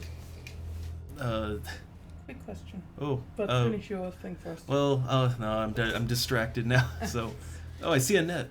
Do you think I should maybe stain this with black tea to I make guess, it a little darker? I guess some kind of coloring, yeah, because that's just white. Yeah, that's why I'm thinking something like black tea, because I think coffee would make stains that are Ooh. too dark. All right. Yeah, you can figure it out. Halloween costume things for the wife. I'm gonna be a sea spirit. And I have a fishnet, but it is way too clean. Yeah. So need to dirty it up. All right. Okay. So let's see. I kind of forget how the I kind of forget how the Sentinel works exactly. Like, yeah, I know it alerts the enemies, but like, if we get in its radius, but okay, here we go. So it's, let's see, how large exactly is that radius? I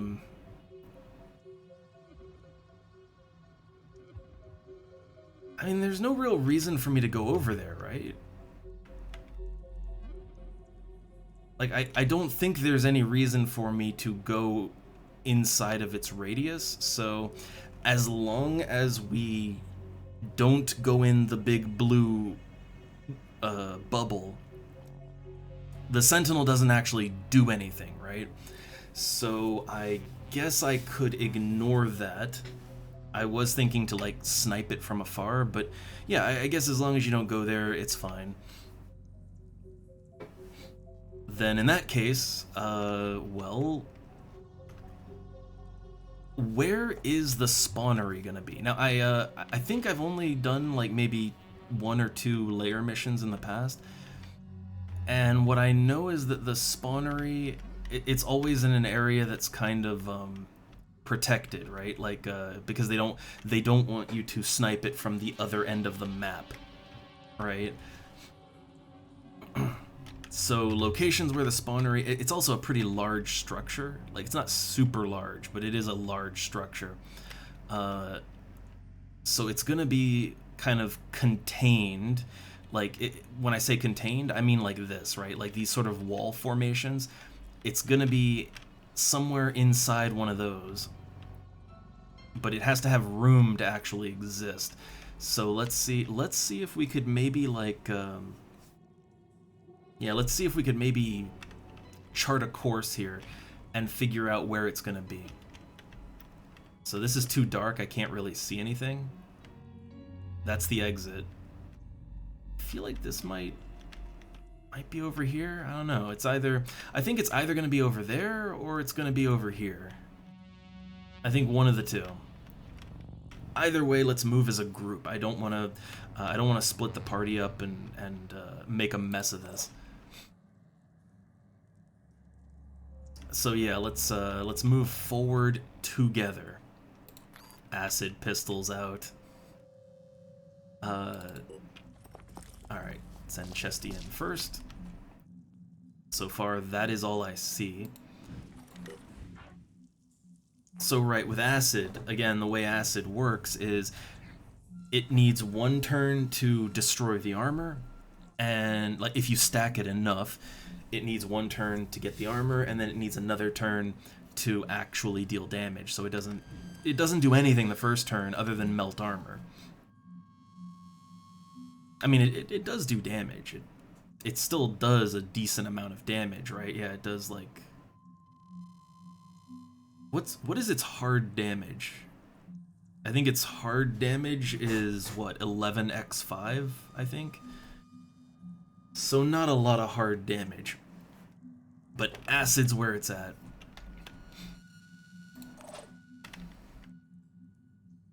Alright, we got Azul. We'll move him forward. Oh, we got something. We have another one spotted. Alright, an Acheron Prime. Already there.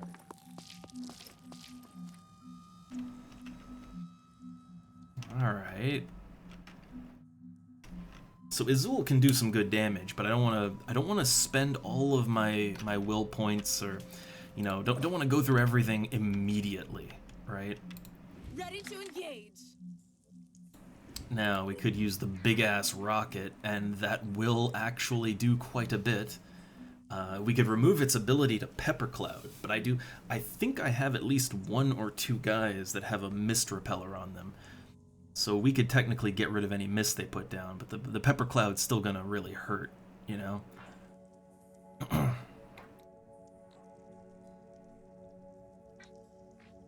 If I destroy the husk, it'll reduce its overall HP by 300, which is like, that's a lot.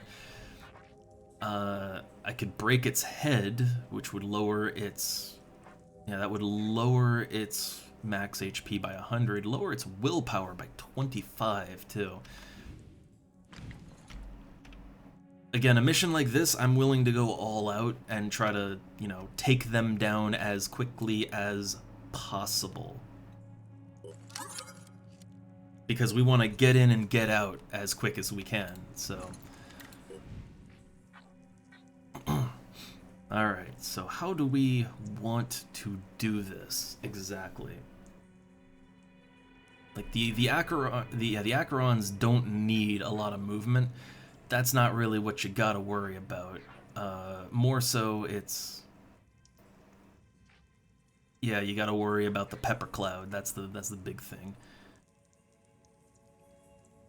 Let's try to disable a Pepper Cloud and possibly kill it at the same time. Now, I said before that, yeah, the reason I like that quick aim, reason I love it. Yeah, so let's not advance too quickly here either. All right.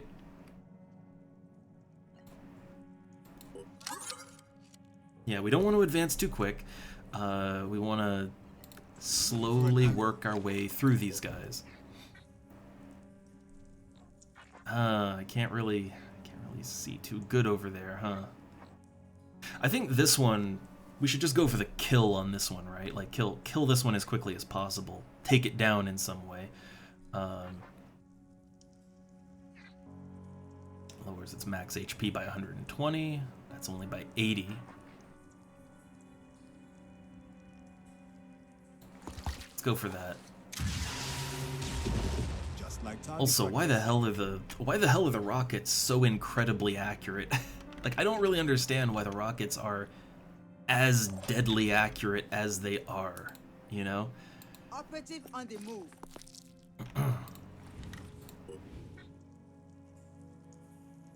Okay. So this character has poison crossbow bolts. Just like target practice. Yeah, so we can stack up that poison nice and good, right? Got you good. 80 poisoned.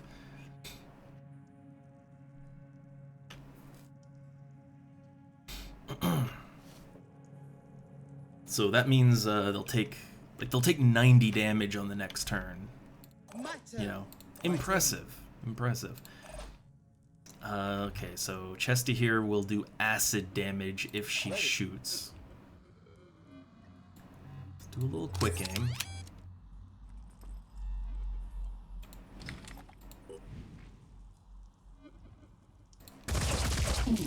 Got you. Alright, quick aim again. I said I didn't want to waste all my will points this early, but like, well, you got 2 Acherons here, you know? Target hit. Would be nice and preferable to take them out as timely as possible. So I do have my Aspida. I got my Aspida, but like, so Chesty has acid, but the thing is, the acid isn't gonna do anything on the first turn. Again, yeah, like it's only gonna do anything on the next turn. So with that in mind, I think we want to kill the Acheron that is right here next to us. I mean, how far or near they are doesn't matter a whole bunch, but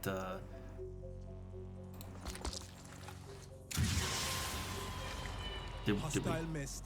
Oh my god, that is the first time I've missed with a rocket. First time for everything, huh? Alright. Let's blast them. Use a little gun kata. Ready to rock. How much? Got 2 AP, right? Yeah, this weapon does still deal damage. Oh yeah, it still deals that good damage. Is it gonna die next turn? It's dead next turn. I don't have to. I don't have to do anything else. It is done. All right. Then I would like to get a little closer in. That'd be a waste. Yeah, I'd like to get a little bit closer. On it. Yeah, just get a little closer so that I can shoot out some acid damage on that one. And then the Aspida. Okay, so the Aspida here. Can I make that shot? No. Alright, I just want to get the Aspida position so that it could get some paralysis damage in. Like, I know that it's not gonna do a paralyzed takedown or nothing like that, but God, the way it just Kool-Aid Mans through everything.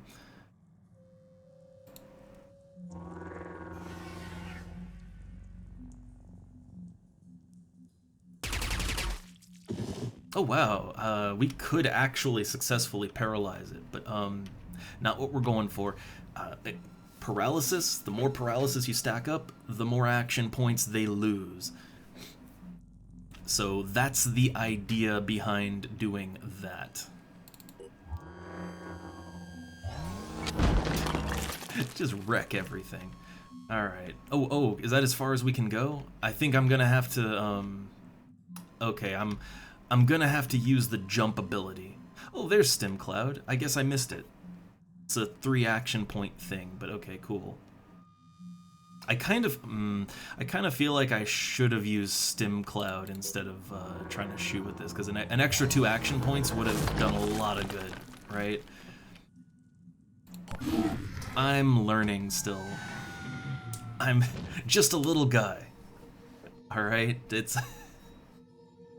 I don't know nothing. So with that huge damage that it took and the paralysis, I'm assuming it's not gonna get a chance to do a whole lot, right? I can still shoot twice, man.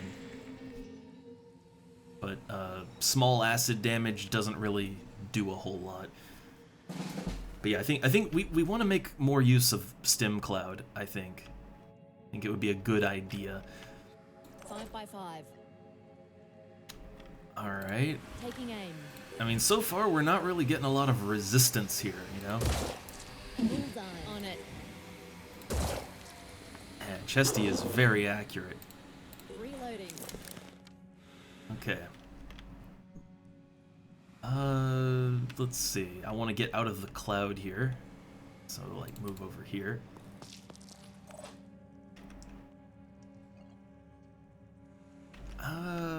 So we want to take that down. We do. Where's Expendable? Here we go. Let's get Expendable over here near our tank. I would love to attack with Expendable, but I don't think we're really gonna get to do that. What's the range on the Stim Cloud? The range is pretty good. I'm thinking we could use the Stim Cloud to kind of like keep the group moving forward, you know? Looking for an angle. Okay, that's got no armor. You want no armor. That was satisfying. All right. What's our plan? Anything I can break out? its husk is gone, so that means it can't pepper cloud anymore, right? Like, its pepper cloud is done. Then in that case, we could lower its hit points by a lot, or we could lower its willpower by a lot. I mean, both work, both make it bleed, too. This lowers its willpower, so I think I'm gonna go with that.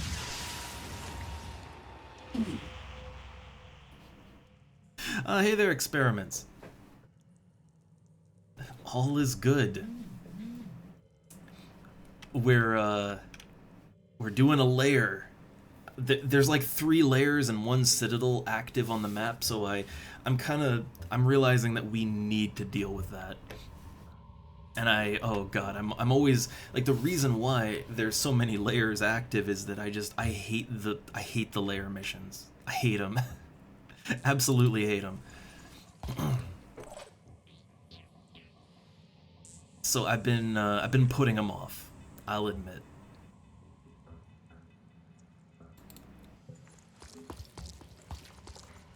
Alright, who can still act? Here. Izul. Oh wait, hey, there's loot goodies in here, aren't there?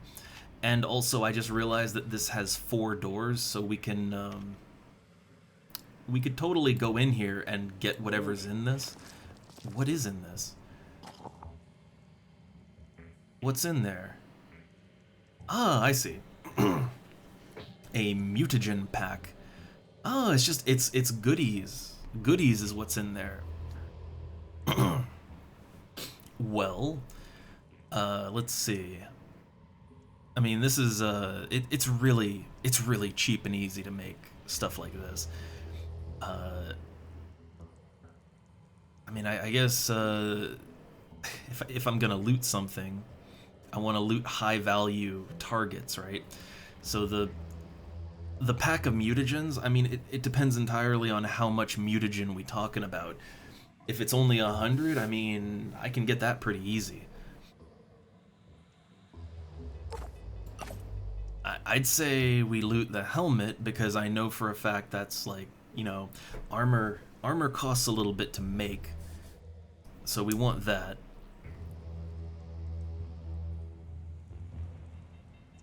That's like, the ammo, I mean, you know, there is some expensive ammo in the game, but I don't think these are it. So I'll take the mutagen pack. And look, no action point cost. That's what that is the assault advantage right there. I've got this. Okay, so it already can't do anything on the husk part there. So let's we go for that. I could put in a quick aim. Put in a quick aim. Aiming. And yep, go for it. And then a free aim. And it's just dead next turn, right? I mean, is it dead already? Like, let's think about it. No, it's not dead already. So yeah, it will be dead if I do this, I think. Steel on target. Yeah, so next turn it's just done. Right there. Okay. Now, I want to try and make use of the stim cloud. I have not made use of the stim cloud yet. So it has a pretty good radius on it. I think if I move here, I think it'll hit most of the guys that need it, right? Only person it wouldn't hit is Chesty. But Chesty's the furthest one ahead of anybody. So I have never used a stim cloud before. I don't know if there's any special limitation on it, like I don't know if you're limited to a certain number of times you can use it per thing, but I've never used it even once so far. I just didn't realize that. I don't know why. I didn't realize the little flag symbol meant, you know. So okay, yeah, look at that. Everybody's got 2 more action points now, which means that we can move forward. Yeah, we can move forward a little bit. Ain't that nice? Let's swap them out to their standard guns. I don't think they react with the big rocket. I'm here. I could be wrong, but I've yet to see them actually like do anything with the big rocket. Reloading. I've never seen them do a retaliating I'm shot with it. repositioning. So I just kind of assume that like it's not eligible for a retaliation shot. Could be assuming wrong, but like it feels like that's the case, you know?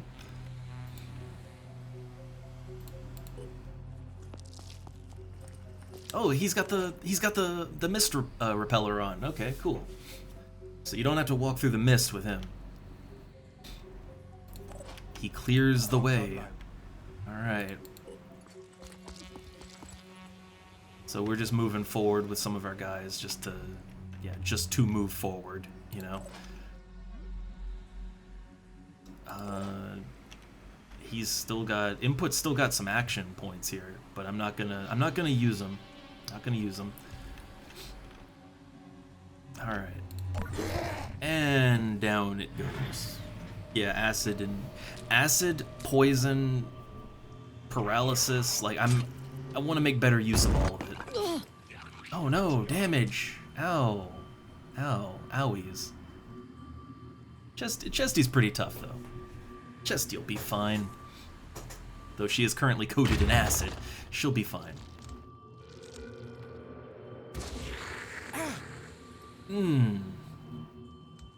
Everybody gets a little acid today, huh? Oh yeah, everybody's getting the acid. Okay then, well, we need to deal with that. I have the will points. Quick aim.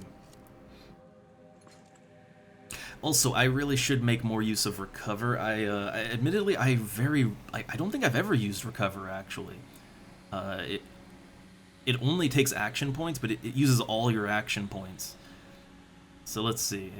Recover will points equal to half of your willpower. Divide any viral damage by 2 and become immune to panic for 1 turn. So, I mean, admittedly, like, recover, it has a good effect. It's just because it uses your whole turn, basically. It's not something I'd want to, you know, it's not something I'd want to really use if I don't absolutely have to. And I mean absolutely have to do it.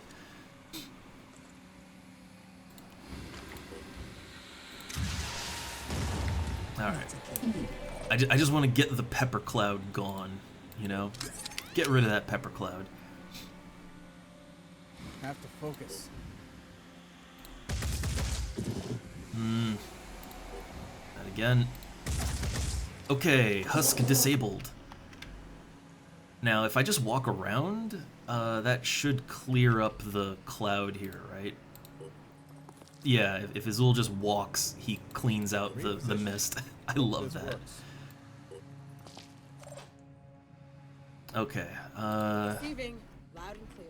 so there is an enemy over here. I'm here.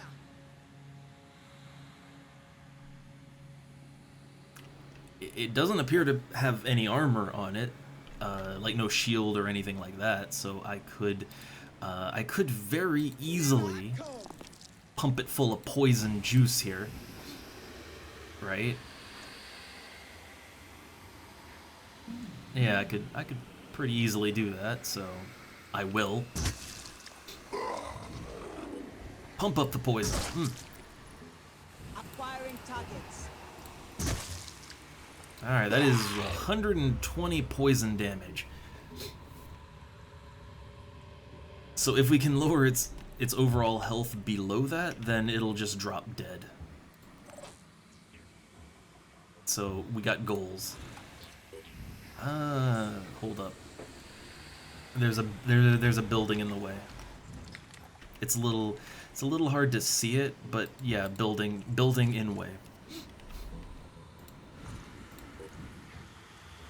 Oh, we might just be able to kill it outright. Almost. So what's its health at? 64. So yeah, 60 64, and it's suffering from 120 poison and 10 bleed. It's just gonna drop dead. That's another thing. In my brief off-stream play, I did realize that there is a lot of value in these status effects, but also a lot of the value is that you don't have to score the kill on that turn. Like, yeah, I could keep shooting this guy, right? I could totally do that. But the thing is that he's already dead. Like, he's dead and he just doesn't know it yet. So, yeah, like, there's not really, like, you don't have to keep pumping him full of bullets. He is going to fall down and die, you know?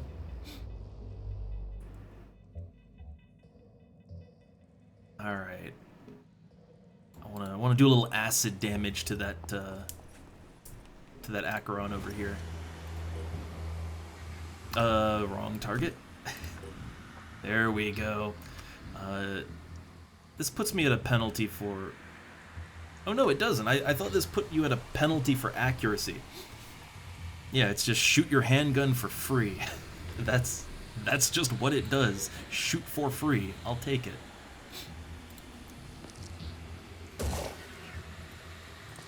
On it. I mean, what else am I using my action points for? So, yeah, just pump it full of acid. Why not? I keep changing targets. I keep changing my target. So here's the thing. I'm using a lot of poison and a lot of acid. I bet anything that the Pandorans, like within a month, I bet they're gonna evolve, or hell, within a week, I bet they're gonna start evolving to resist acid and poison. Because that's what they do. Alright. So I think everybody's good. Oh yeah, you can just use this as much as you want. Oh, that's nice. That's very nice. Yeah, so again, the only thing that I've been using the Aspida for so far has been stunning. And don't get me wrong, it's really good at it. But just simply because I wasn't, like, for whatever reason, I thought this flag was something else. I don't know why, but for whatever reason, I just ignored that symbol, and so I was like, how do I use Stim Cloud? How does that work? So yeah, that's how you do it, and it does take 3 action points, you know, like it is kind of action point intensive for the tank. But think about this, right? It gives everyone in this big ass bubble, and this is a pretty large bubble. It gives everyone in the bubble 2 free action points. So basically, as long as the tank is near everyone and everyone is like using their action points first, it basically means everybody has 6 points per turn. Like, it's giving you a 50% action point increase as long as you use it every turn. That's pretty amazing. Like, that's pretty awesome. And there doesn't seem to be any downside to it. Like, as far as I can tell, you can do this as much as you want, which is kind of crazy.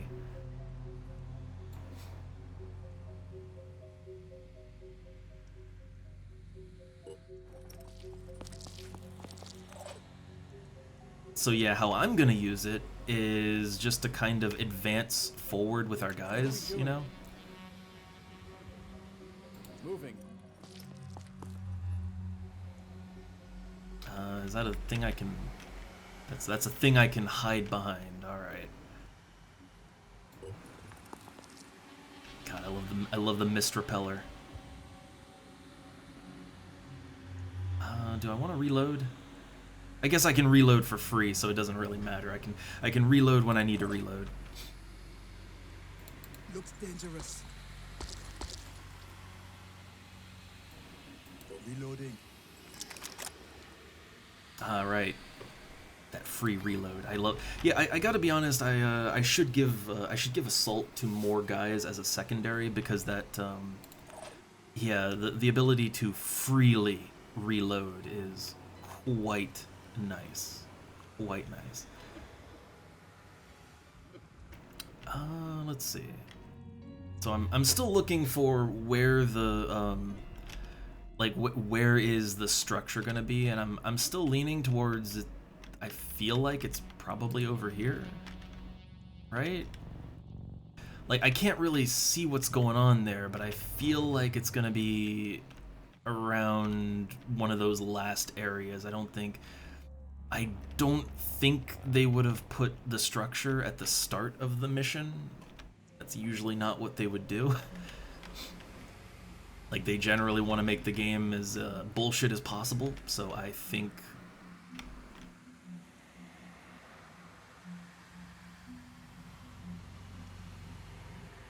Moving to Yeah, I think probably the structure, the goal structure, is going to be at the very end of the map. It would just kind of make sense with, you know, how this game operates.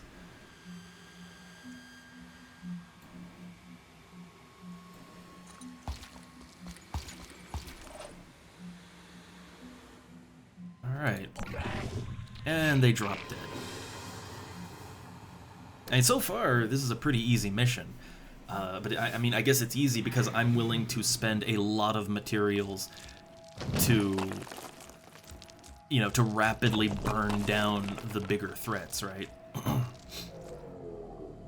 Wait, I disabled the pepper spray. Or the pepper mist or whatever. I disabled that. Like, that's why I didn't go for the kill on that, because I thought, oh, it's already dead, right? Or, you know, it's not gonna do anything, but, apparently it can still pepper mist. Huh. Huh. Huh. Alright.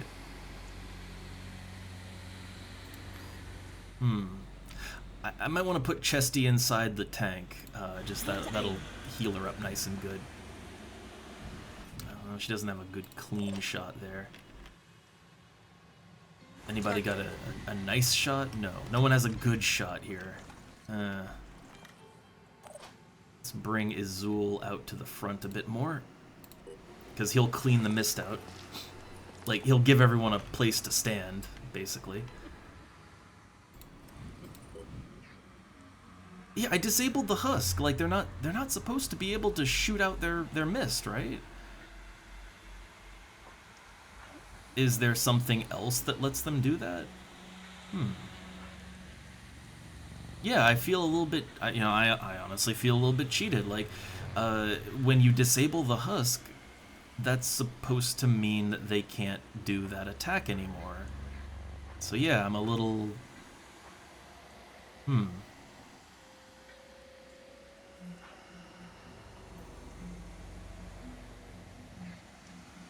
Should go for a more guaranteed... Yeah, go for the guaranteed damage. Ooh! They were behind me the whole time. Oh, look at Lo, he's freaking out. I love it when their animations freak out. That just adds to the charm for me. Look, it's that delirium. Don't worry about it. Okay, so yeah, there's a guy just right over there. I will need to deal with that. I can't dash with Chesty. Receiving. Loud and clear. Might be a good idea to use the big rockets here, just because they have a great accuracy. All right, it's down, and I can use kill and run now. But I might want to reload first. Alright, so we did the kill and run.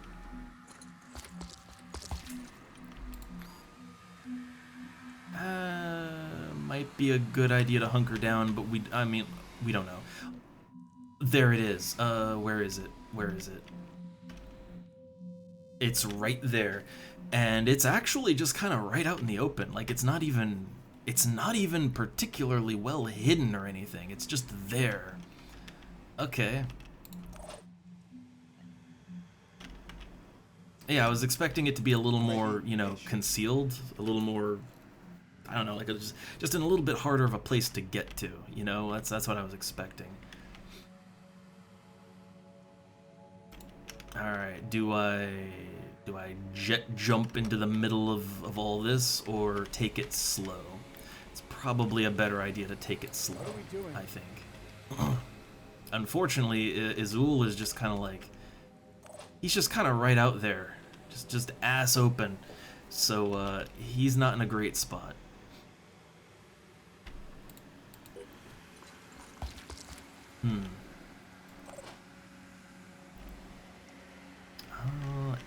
Expendable here is also not in the best of spots. I'm trying to think like how we could maybe reduce the chance that bad things are going to happen, right? Oh, I know how we can do it. I know how we can do this exactly. Decoys. We can deploy a decoy. It takes some will points, but we have the will points.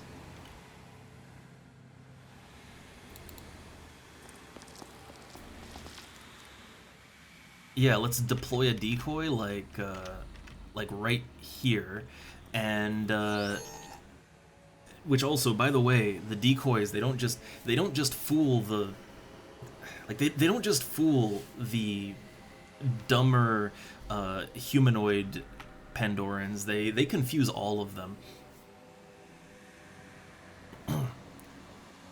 So like I've actually found that a good use for decoys is against Scyllas. Like you can totally, like if you kind of debuff them down a bit so that they can't do as much, you can totally keep a Scylla in a loop of just like it's just constantly attacking the decoys and never actually going for your real guys. You can kind of get it stuck in a loop with infiltrators if you do it smart. Like, at least for a little bit, right? Like, obviously, you're gonna run out of will points eventually, but for a little bit, you can keep it busy with the decoys. Like, you can keep it busy enough that it won't be a problem.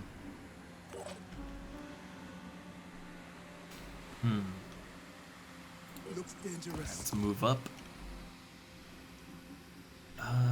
So, okay, I need to get the tank in here. The tank, this whole area is a little bit tight, so yeah, the tank is going to be very limited in its mobility in this area.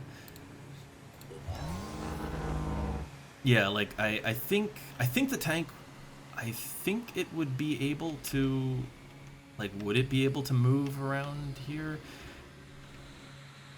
Yeah, the tank needs 1, 2, 3. It needs 3 tiles to move. So you have 1, 2, 3, 1, 2. I think the tank might not be able to squeeze through here, so it would have to do a jump again. Let's get. So here's the thing. I could use my med kit, or I could put Chesty inside the Aspida. And once safely, snugly inside the Aspida, Chesty will heal. She'll heal both her action, like, well, her will points. She'll heal both her will points and her health inside the Aspida. So, What's the plan? yeah, that'll work out nicely. If there's anyone else we gotta heal up, we could do that too, but I think everybody else is alright. We could stuff input inside the Aspida and he'd recover 2 will points. I mean, it would make him lose some action points, but we'll stick with what we're doing for now, I think.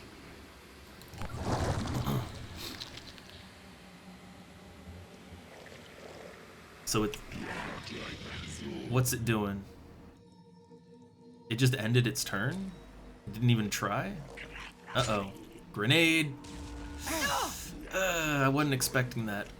I was not expecting sudden grenade from the back. Oh, I think it physically can't... Yeah, like it couldn't physically get to me just there. But yeah, that's right behind us, huh? Throw a grenade right back at it. Wait, can we destroy this? Can we destroy all this, like, rock stuff? I don't know. So here's the problem. That can just throw grenades at us, and we can't really do anything about it. Yeah, like, we can't do anything about the grenade. Yeah, so, I gotta deal with him, right? I gotta deal with him.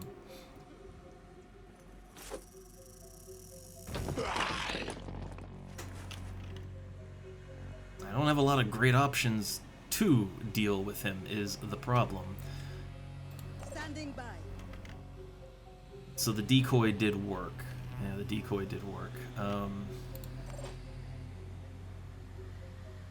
Well, there's that guy just right over there. We kind of need to deal with him. Oh yeah, Chesty can get out of here too. Yeah, exit vehicle. Takes 2 actions to exit a vehicle. But okay, so Chesty is refreshed. She got more willpower and yeah, doing all right.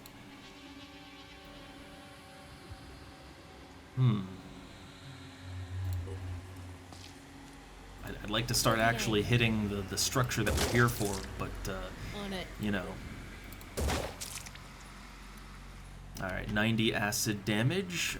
Just need to reduce its health some more, but I feel like I've already wasted a lot on that. Ready for action.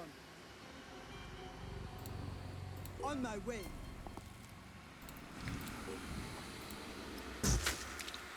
Okay, it's dazed. Poison does not affect the Umbra creatures. Does not affect them. Makes sense. I mean, technically the Umbra creatures are not real. They're not actually there. But I think it'll drop dead next turn all the same. Alright. I believe it'll die next turn no matter what. I can pop some more inventory items out. So hey, I got another grenade on Azul. I can pop out more grenades. Let's do it. Disable the leg. I want to disable its gun, or you know, its grenade launcher. I'd like to disable that, but I can't. Ready-ish. I'm prepared. All right, I want to get rid of this thing. I really want to get rid of this thing.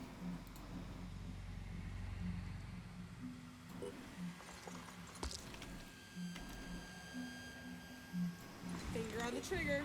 It's got an evolved launcher arm, and I definitely don't want that to. Yeah, I don't want that to cause me problems. So let's go for that. Is this really the best they can do? Well, I was going for the launcher arm, but you know, I'll take a kill. I'll take that. I will happily take that. Do they have grenades on them? They do. But can I freely? I can freely inventory swap. I was thinking like maybe we want to throw a grenade with one of our heavies because I really need to get rid of that other guy.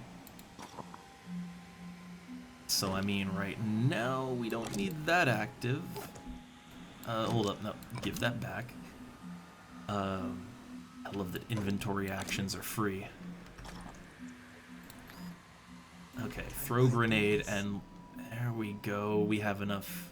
We have enough to get over there. We can get over there. Yeah, if possible, I want to disable that, if at all possible.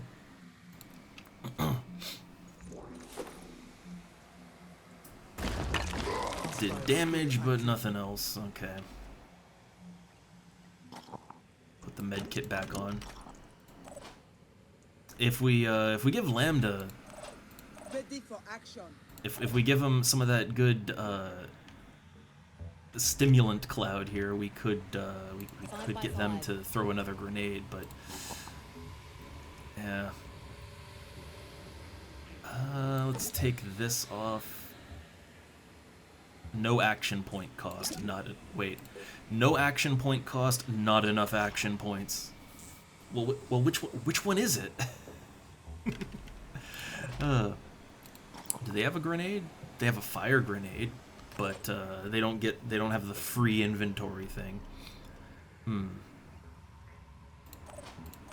Wait, I could use input again. I just realized input is right here, standing next to lambda, right? We could trade the inventory item over, and then walk it back a little bit, right? And then we can use the stimulant cloud, give everybody 2 more points. This might work.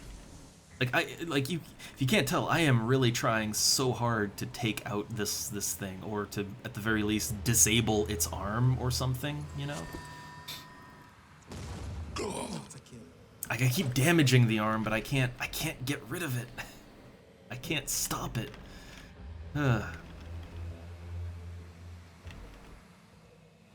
I guess the least I could do is to just get out of its range, right? Like right now everybody's kind of standing in a tight group, so yeah, I could de-group everyone so that they're not all right next to each other. That might work out. I don't know if it would get distracted with a decoy, but yeah, I'm wondering. Like, this might be a waste of a decoy. Well, I mean, it doesn't cost anything. It's kind of funny that it doesn't cost a damn thing to send out decoys. You would think that would be an item, right? But no, it's free.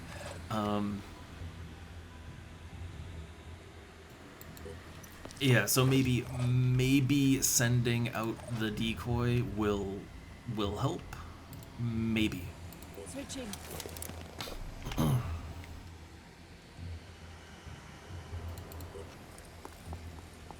I feel like we're still standing a little too tightly grouped, so yeah.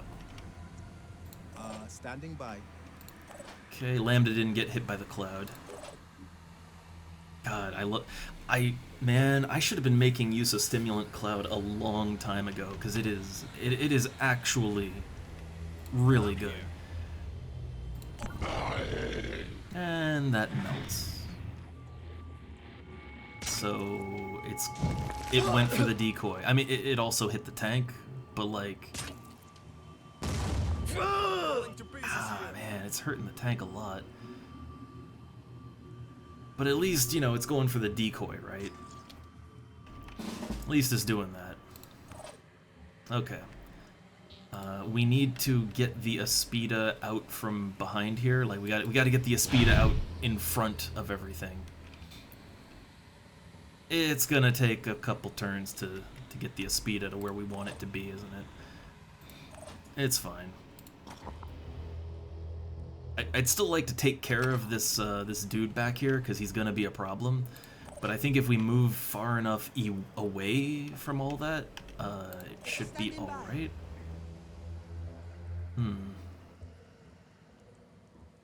I could send out a spider drone. Could send out the spider. I don't know that I really have the points though to be doing that kind of thing. But I could use it as a distraction, right? I don't have any more drones that I can use as distractions or you know, decoys. So using a spider drone, I mean, honestly, that's a decent distraction right there. That works. All right. So this is what we gotta go for. What kind of damage is we looking at? So we can shell the thing with our autocannon and remove its shell. I could use the launcher, which will deal a lot of damage. Let's go for the launcher. I think that'll have a good positive effect. Targeting. We can go for the launch. Okay, we can go for the shell, or we can go for the body. I mean, both are pretty large targets. I feel like you can't go wrong with either one. But if we can disable the body, that'll make it lose a lot of hit points. Like, a lot. So... I mean, I feel like we want to disable both parts no matter what. Let's go for the body first. And now is the time to use the will points.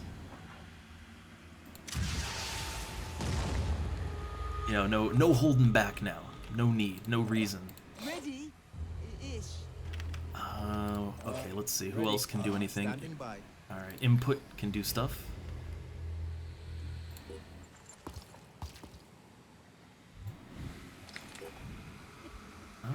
Okay, so the body is getting pretty injured, and its armor is also starting to fail, which is good.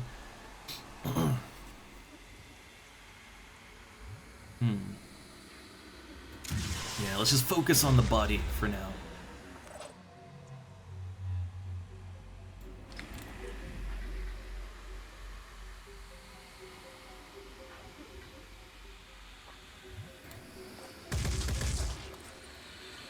Zul's not going to be as effective as I want him to be, but yeah, it works.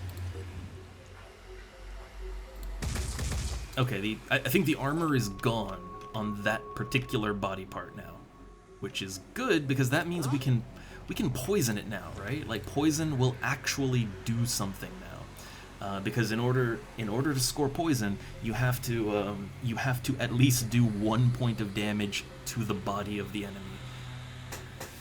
Like, if you don't penetrate the armor, then the poison doesn't get in there. So, yeah, that's why, like, if I shot with the crossbow at the shell, it pretty much wouldn't do anything at all.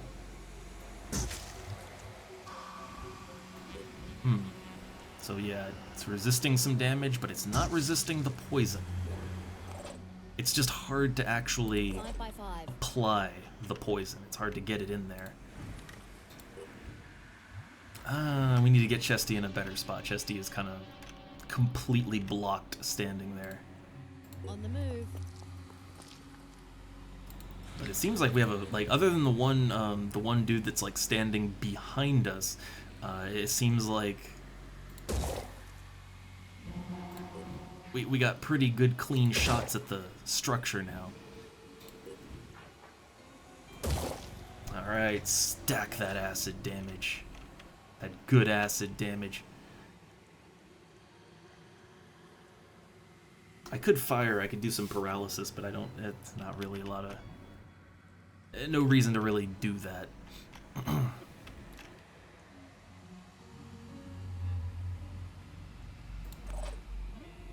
Alright. So the spider drone is obviously gonna die, but...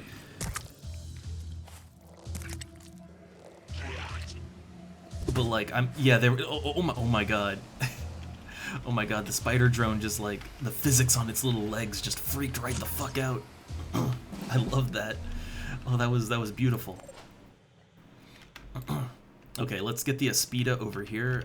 The exit point to the mission is there. I really hope I can even get the tank over there. Like, that's a hard spot for the tank to get to.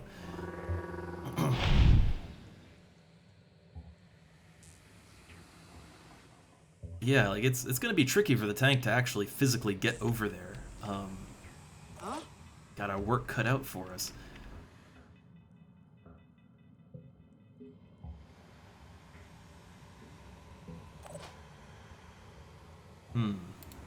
I got the will points. I love these launchers. And don't get me wrong, when this mission is over, we're gonna have like, we are gonna have hundreds of material costs when this mission is done. Oh, its armor is gone. Oh yeah, look at that. All the armor is just gone. So like what you're witnessing right there, that's the power of acid damage. All right. So like even though not a single attack of mine, not a single attack hit the shell, its armor is just completely removed. Like that, yeah, so the way the acid damage works is, acid damage pretty much applies evenly. Like, it applies to the body part first, then it applies to the other parts. When it applies to the other parts, it spreads the damage equally. And so, yeah, like, whatever part you hit, acid will just melt right through it. And then, so you hit it, next turn, acid melts all the armor off that part. Turn after that, acid melts the armor on all the other parts. Turn after that, acid melts the target directly. So it takes like 3 turns for the acid to actually deal damage to the target. And for smaller Pandorans, yeah, I wouldn't waste time on that. But for something like this, where you're gonna like this or a Scylla, it's gonna take more than 1 turn to kill the damn thing. Like, it's gonna be a multi-turn fight. Then yeah, like taking the time to melt its armor off and then get that massive damage after 3 turns, it's very worth it. So for big targets, it's worth it. Small targets, not so much. Also, experiments work. Ugh. Which, it's after 1 o'clock here already. But we woke up a little late. We got a late start on the day, so we'll have a late lunch too.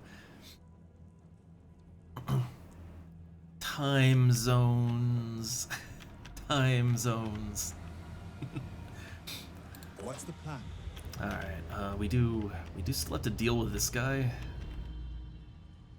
I still gotta deal with him. I'm just thinking, is there anybody I could like send to the flank here to sort of deal with the problems? I think no one's really got a clean shot on him, right?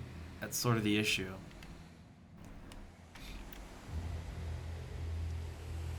See, like there it says you have a shot, but like, do you really? Do you really? I don't know about that. Standing by. Alright, but either way, this thing is completely open now, so I should be able to poison it, right? Hostile still active. Yeah, it's open, so poison is in effect. Poison is in full effect. And even with that, it takes a while to, like, it does take a while to get the poison going. Guess it's my turn. So, I mean, we could... Need an angle. But the launchers are still a good idea to use, I'll say that. It's a good idea to use up the launcher ammo because, well, you're gonna have to buy more anyway, so it doesn't really matter. Yeah, like if you're gonna have to buy more rockets no matter what, you might as well go through the one, like, yeah, like, you're gonna have to buy a new pack, so like, you might as well go through what you've already started spending. You know, no real reason not to, I guess.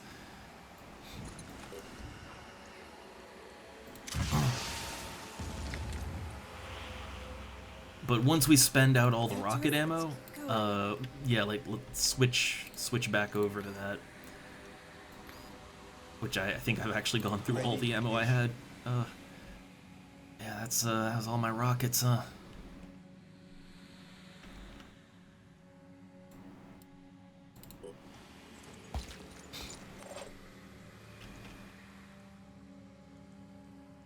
Alright, so I think what I want to do with Azul, since he does have some decent movement and all that, like, let's put him back here and have him do some Overwatch, and hopefully he can kill that thing. The tank, I'm not going to use it for its action points. I want to set the tank up so that we can get it out of here, because, yeah, getting the tank out is gonna prove to be a little difficult, I think. I need a cleaner shot with Chesty. Like, she doesn't have a good clean shot.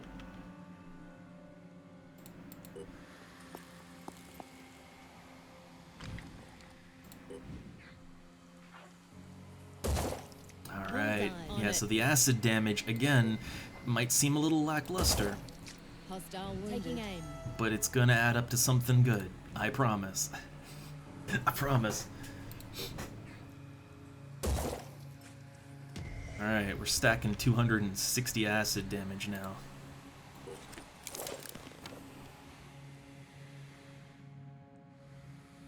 Alright. So hopefully this isn't going to be a problem. Please kill it, Izul. Yay! Alright. Izul, getting the job done.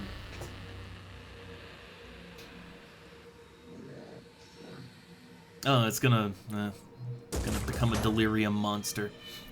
And there's something attacking the tank from that general direction. Oh, hey there!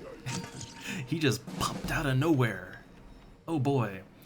Well, I mean, the thing is, we don't need. Yeah, we got rockets to shoot still, and the big structure it's at a point where like. Need an angle. Ooh.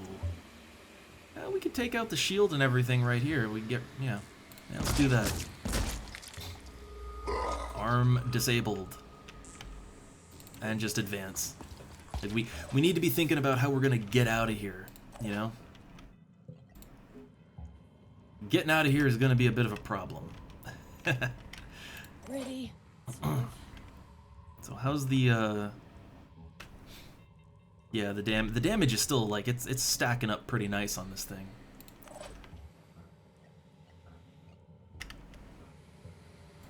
So I guess Azul could just blow him away right now, right? Not quite. He's actually a little more resilient than you might think. So this takes 3 action points and 4 will points. Oh yeah, you don't want to have you don't want to use all your will points. You use all of them, and you're going to be prone to panicking. Do not want that.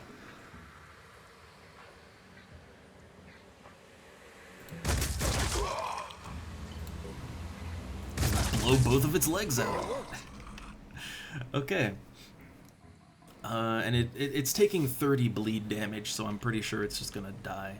Like I believe it's just going to die next turn. So I don't think I have to waste anything on that now. Alright.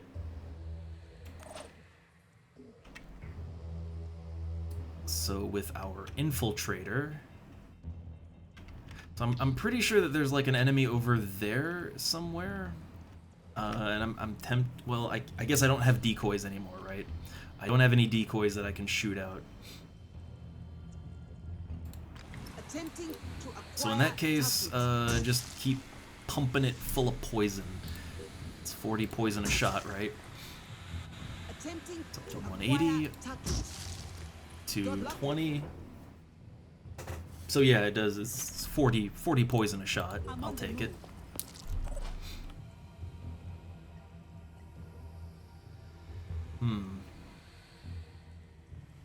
It's hard to shoot like this. Don't need to. It's dead already. Oh, the body's still not down. Let's take care of that. Alright, we got one more shot in that. One more.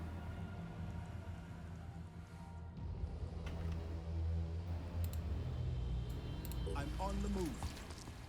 I still don't see that other threat. Okay, so I want to... Yeah, I'm trying to get the Aspida. Like, the thing is, if I can't actually... Like, if it won't be possible to leave this way with the Aspida, then we kind of have to make plans for that, you know? Like, if it's not going to be possible, we got to have a backup plan for the Aspida.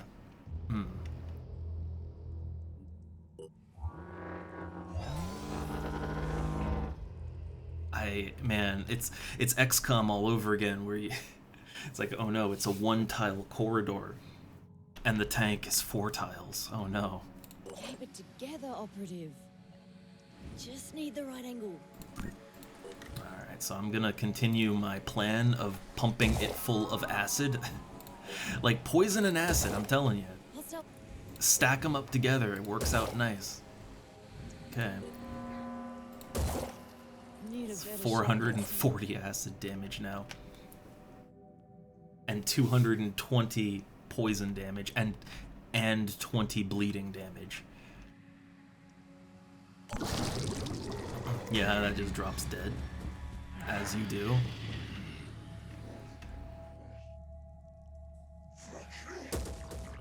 Oh, it's still trying to shoot the Aspida. I wish I knew where it was exactly. Killer instinct triggered. Do we have a plan? This better Activated. Well, that's gonna go down pretty easy. Like that's not a hard one to deal with. work. That actually works. All right, he gets kill and run, right? Yeah, he gets kill and run. So do that. Kill and run now. So yeah, well first Aspida. So can the Aspida jump out of here? It can. Okay, that's good. Honestly, I feel like the Aspida's work is done, right? Like what more can we do with the Aspida?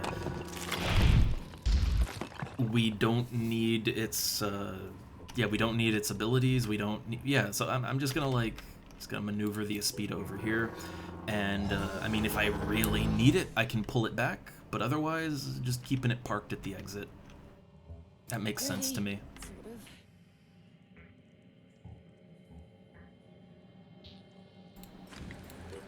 So yeah, continue to pump it full of acid and poison. And honestly, we, Need a better shot next time. I gotta be honest, like, if we keep pumping it full of acid and poison... Oh, we're out. We're actually out of acid ammo. Damn, I went through that pretty quick, didn't I? Good thing it's dirt cheap. Okay. Oh, they're out of ammo too. A lot of out of ammo. Smells like trouble.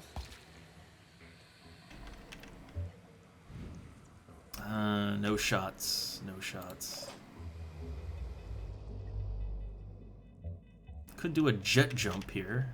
And again, getting closer to the exit would be ideal, but it's fine for now. I don't know if we can blow through that, like, fungus tree thing. I don't know if we can shoot through it or not, so being a little cautious with it. And I know that there's a dude over somewhere around here that's going to be shooting at us. I just don't know where, so...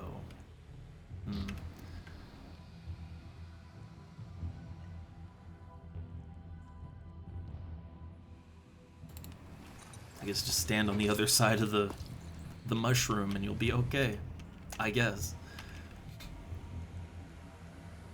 Where's Azul at? Okay, yeah, Azul's over here. There's no one... I'm just making sure there's no one, like... really far behind, like super far behind. I don't think there is. Attempting to reposition.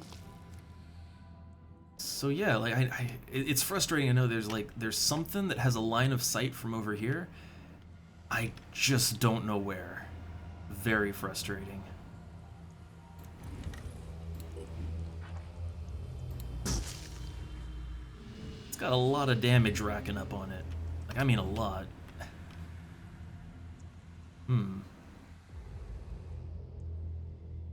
I mean, I feel like it might just drop dead next turn, but I'm not sure. Like, you can see how much of its parts are just breaking off now.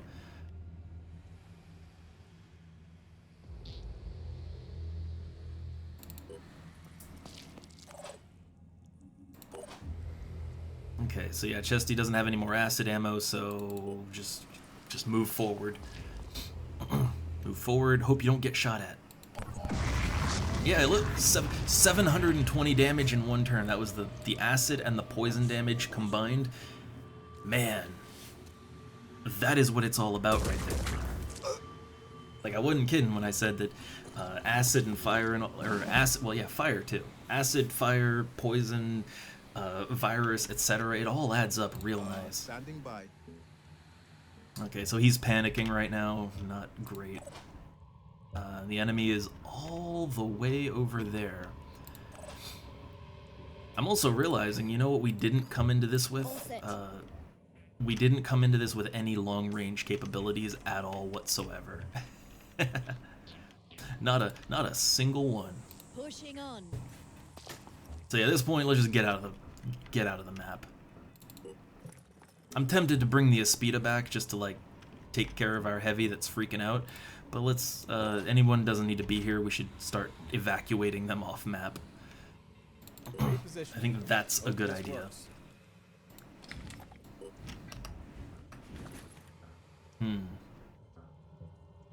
I mean, honestly, we don't need to. Yeah, we don't. Like, he's a heavy, right? He's a heavy, so I mean, he'll be fine. He has good speed too, so he should be all right. How much? Got 4 action points. Okay. Let's do what we can, but then keep moving. Right? Do what you can, keep moving. Oh.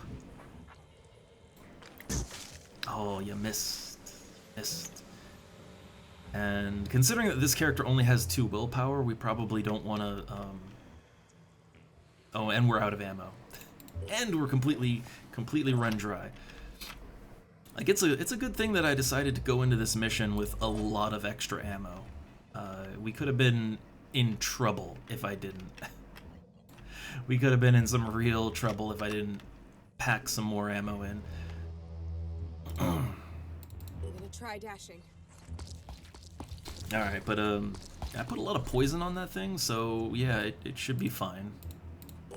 Should be. Oh, I could do the cloud here. Oh, look at that. Cloud it and you can just get out now. Oh, I hear a squeaky cat though.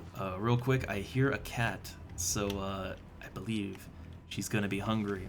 So one sec. Let me take a quick AFK and deal with the squeaking cat. I'll be right back, but I think we got this one. So BRB.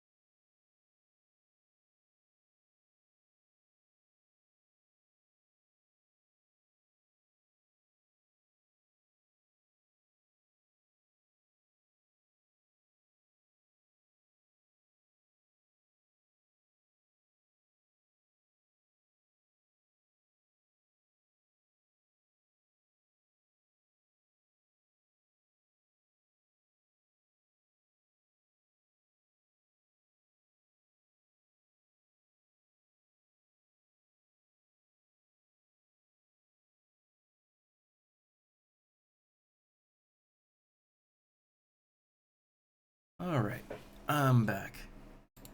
Squeaking cat taken care of. I'm just waiting for the other one to come stomping downstairs any minute. Alright, let's see. So, okay, all turns used. Yeah, I'm not too worried about our man over here. I think he'll be fine as long as he can stop panicking. But yeah, we pumped that thing full of poison damage, so it's gonna die.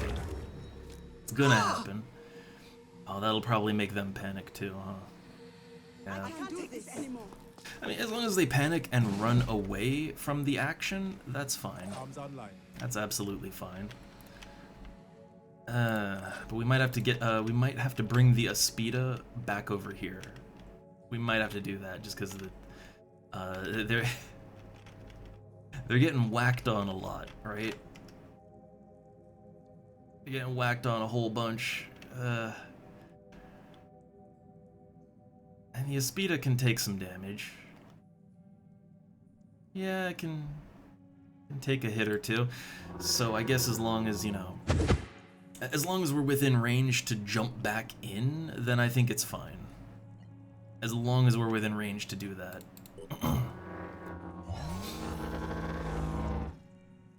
Alright. it would be a shame if we lost someone. Like, we did that pretty much perfectly. It would be such a shame to lose someone now, right? Yeah, they're just keeping him at 0 willpower, huh? So is he gonna panic again? If he chain panics, then we got problems. Ooh, ooh, they're going for the paralysis too. I need to recover. Okay, no, he's in it. He's in it. He's okay. He's all right. Oh, good. This works.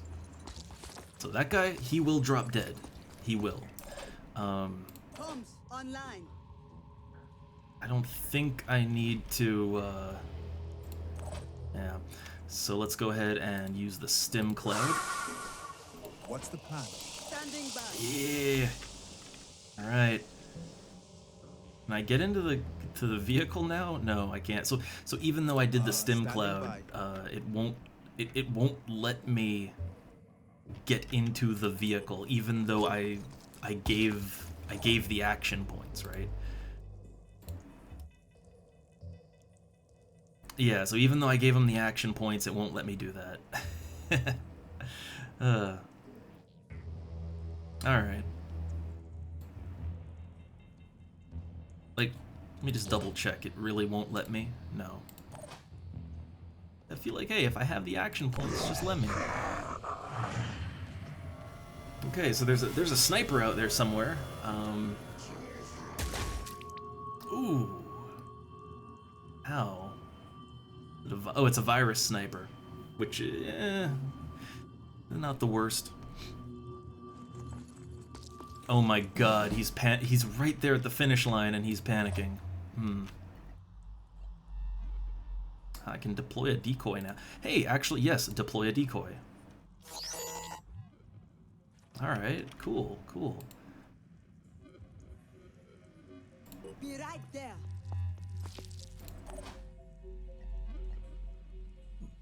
Standing by. On my way. Alright, and I need to leap back over here to leave.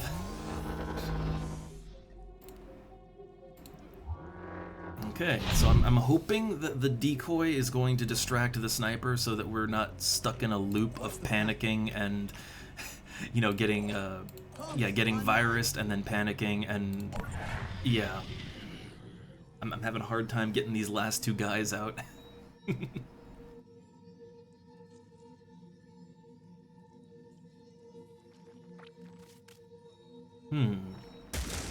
Okay. It thinks it's real.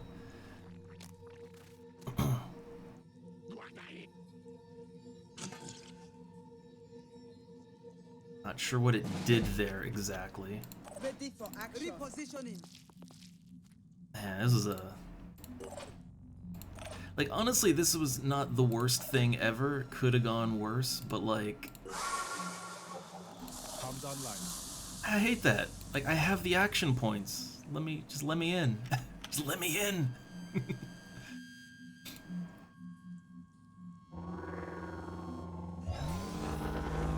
Is the decoy still out? No.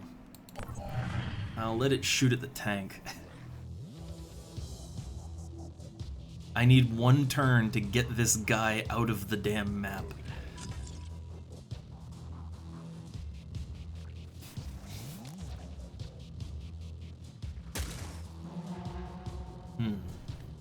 I don't think the virus guns really do much of anything to a machine, so...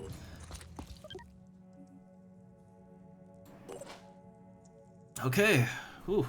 Yeah, that was... Again, like, the lead up to and destroying the big structure, like, that was fine. No issues there. It was actually pretty easy of a mission, as a matter of fact. But when we got to the big structure and we took it down, then yeah, just dudes with virus guns. So we may or may not have the resources to actually replace all of the ammo that we just used, but had to be done, right? Had to be done.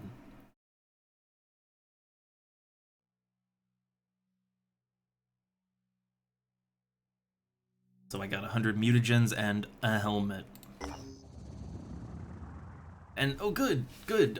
So solving that lair removed the human perception. Yeah, it removed our perception debuff. That's good. But yeah, I don't have the materials to replace everything. I just don't.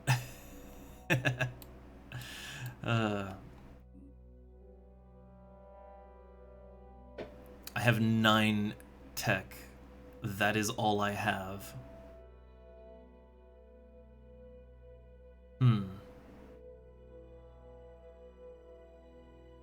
Yeah, I can't replace the Archangel rocket pack. Can't replace that.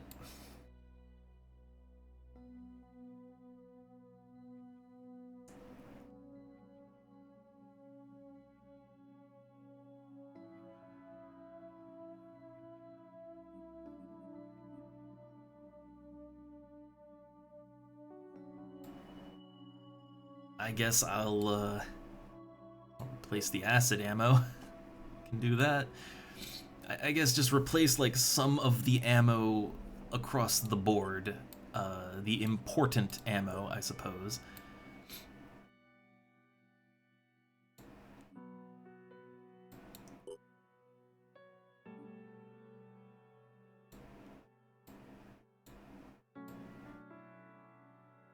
Those grenades, I'm not even really sure how much the grenades actually help, but I think they helped. I think they did. Alright, yeah, so we can't replace everything. And the good thing is that we're up to 100% again with Jericho, and yeah, our reps overall are kind of much improved. Not that we were dipping into any sort of danger zone or whatever, but we were kind of getting low on some things. Alright, so I guess, yeah, send this back to its home base. And I need to do some trading. I'll do it with one of our fighter jets. Let's trade, there's a slightly better tech trade, I think. Yeah, right over here, slightly better tech trade. Slightly. And we got the command fortress. Alright. So the plans for the fortress incorporates the best of New Jericho command and control systems. Production costs will be high, but once built, the fortress will become the capital of New Jericho and the central hub of all its military and production systems.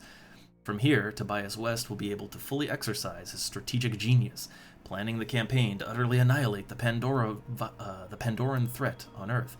The AI analysis and communication systems in this design will also help us identify and reach out to more potential recruits, reducing our recruitment costs significantly.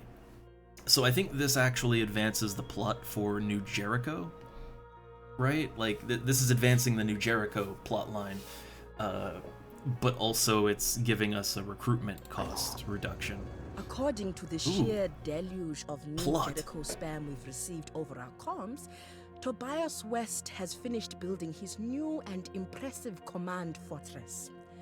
Now, it may not be Synedrian's habit to comment on other people's architectural choices, but we strongly urge everyone who supports West to think about what kind of society he is building.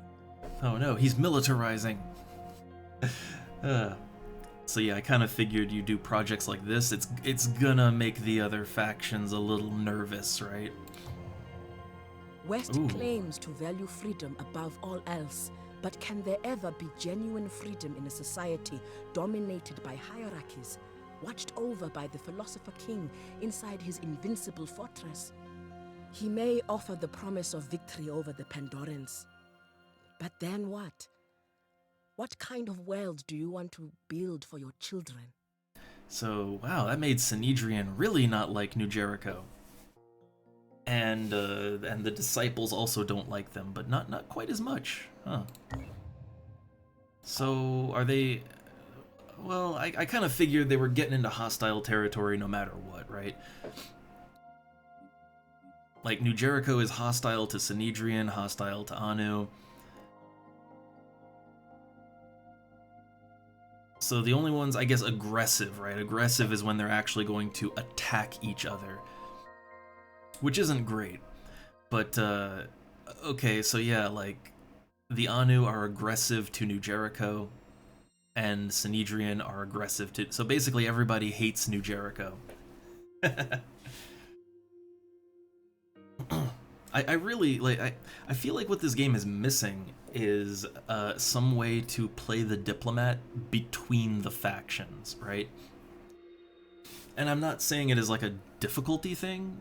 It's more like, well, I mean, you know, I can be friendly with all the factions, right? Like, I can be friendly with all of them, so why can't I play the diplomat and maybe, like, I don't know, maybe offer to sacrifice some resources or something and, you know, use that to patch up relations between the factions with each other? Like, I don't know, I wish there was something I could do with that. But it's alright. Mainly, I just don't want them to go, like, annihilating each other, you know?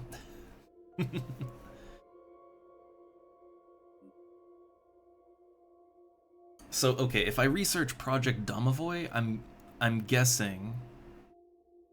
Yeah, I'm guessing if I research that, then that's gonna make New Jericho hate Sanhedrian, and it's gonna make the Anu hate Sanhedrian. Like, it's gonna make everyone hate them, right? The only reason I haven't researched that is because, well, I mean, what is the actual effect? So, colonies, Pandoran colonies within range of a mist repeller suffer a 20% reduction in global attack strength versus havens. So basically they won't...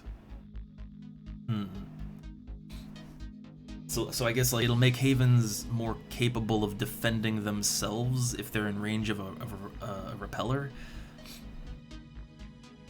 And it's good for me too, because, like, any of my bases with a mist repeller, it'll take longer for an attack to be launched. So that combined with the New Jericho walls, like that, yeah, I see the benefit. But I want the I want to advance the main plot, so we're researching that Yugothian entity finally. But then immediately after, yeah, we'll go with Project Domovoy.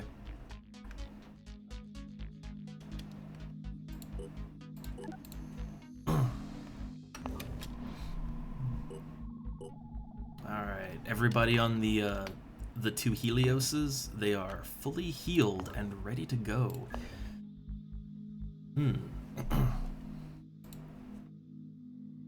And we had some level ups on this team, and no one leveled up on the last team.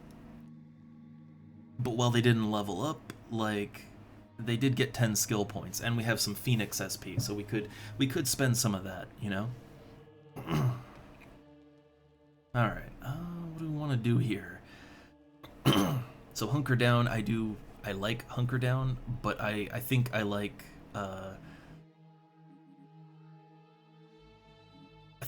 boosting the base stats a little more than I like any of these individual abilities.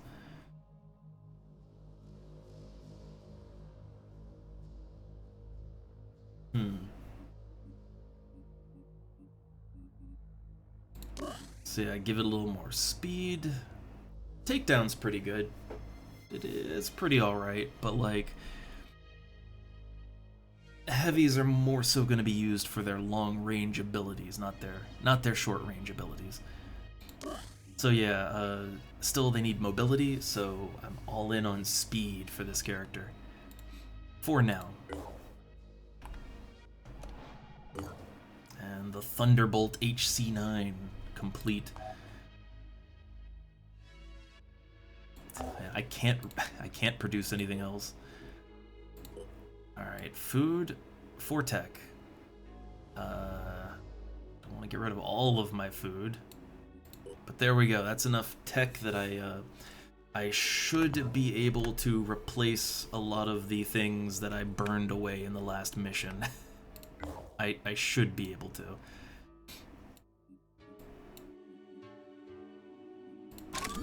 There we go. Rearming. not everything needs to be rearmed, but oh god, those bolts are really those poison bolts are very tech intensive. But I need them, or at least I need a half decent amount of them at the least.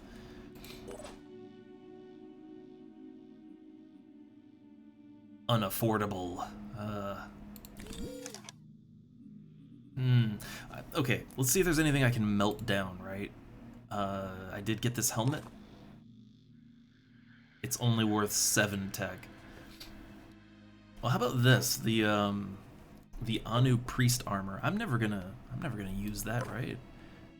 Yeah, I don't really think I'm ever gonna use the priest armor, so I can scrap that. Okay. That lets me restock, and let's get rid of that. Okay, so I at least have enough to fire a single round. We have the independent sniper rifle. It's not a very good sniper rifle. So let's get rid of that. Like anything that I'm literally never gonna use, it's probably the time to get rid of that now. Because I need some more stuff. Okay, the basic Synedrian crossbow. I honestly see no reason not to use the poison one. The poison one is better. Like, yeah, it does 10 less damage, but that poison is worth it.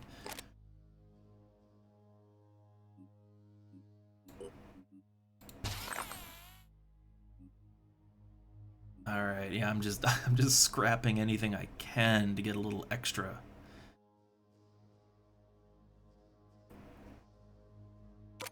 Wait, I had another Synedrian crossbow? I guess this one's not loaded with anything, right? It's also not worth anything either. I don't think I'm ever gonna use the tech arm again. Pretty sure I'm not. I like the other weapon a lot better.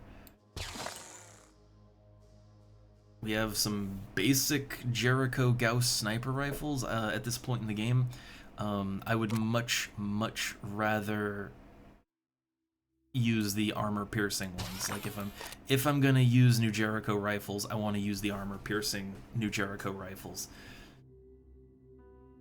But it does pay to have at least one for a new sniper recruit, you know? Like if you recruit a new sniper, it's good to have something to give to them.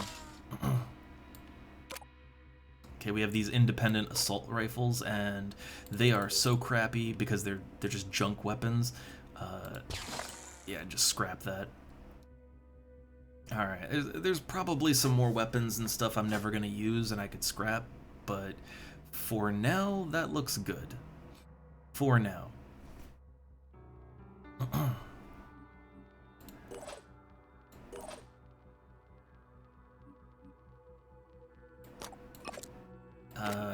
Hold up, I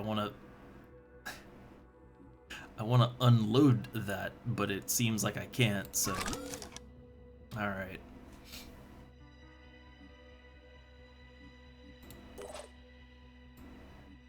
Okay, and then Chesty here will need more Sanctifier magazines, but... well, I guess there you go. Yeah, we can afford it. But I think what this lair mission really taught me is that, consider how much ammo I burned through in that mission, right? I think what this taught me is we're gonna need to stock a lot more ammo if we want to take on the Pandoran Citadel. Like, I can only imagine the Citadel is gonna be, you know, even more bullshit, even longer, with even more enemies to take down.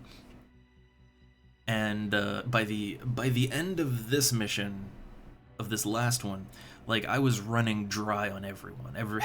Everyone was out of ammo. So I think, yeah, I think I might need to really think about how much I bring in. I wonder, can this hold? items?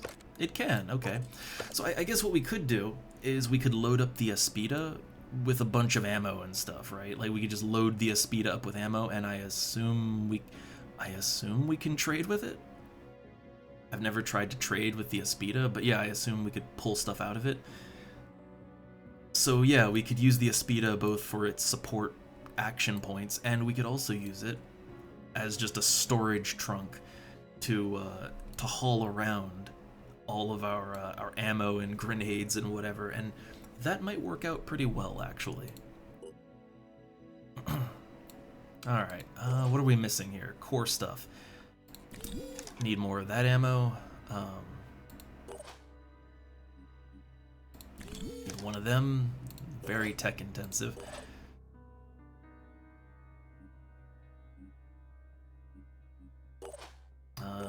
We do need more grenades as well, but no one even has a grenade to like copy one, so it's fine. All right. So they're going back to base. We did a little trading for tech. We're good for materials, I want to say. We're good for materials. Got our Manticore Prime here. Let's send it back to this base. Okay. Mist repellers are going to take like 4 days to come online. But I am building 3 more mist repellers, so we'll have a little more coverage on the world map. I gotta be honest, I wish, like, I honestly feel like the mist repellers, I feel like they need double the range that they have, right? Like, this is the oldest mist repeller here, so that's max range. I feel like this is, if it's not max range, it's getting close. But, like, that ain't enough, right? Like, this is not enough range at all. Like, even if I make another base here, and then it has its own circle, like, that big, it's not, like... I mean, the Mist Repeller is primarily for your own bases, but, like... Yeah, there's so much in the... Like, there's so much area that these don't cover. Yeah, like, I feel like the Mist Repellers really need more range. Like, they just do not cover enough territory. They just don't.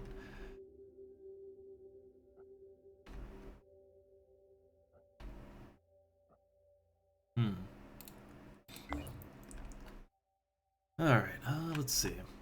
I don't know how much longer we'll go on, but we can at least do some more management, and we might want to do some exploration at this point.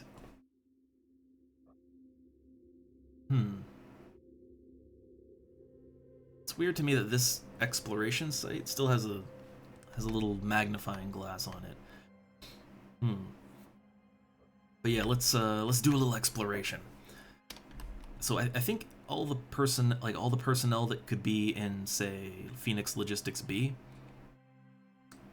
they're all on the plains, right? Maybe not. Hold up. Who's still just sitting around at Logistics B?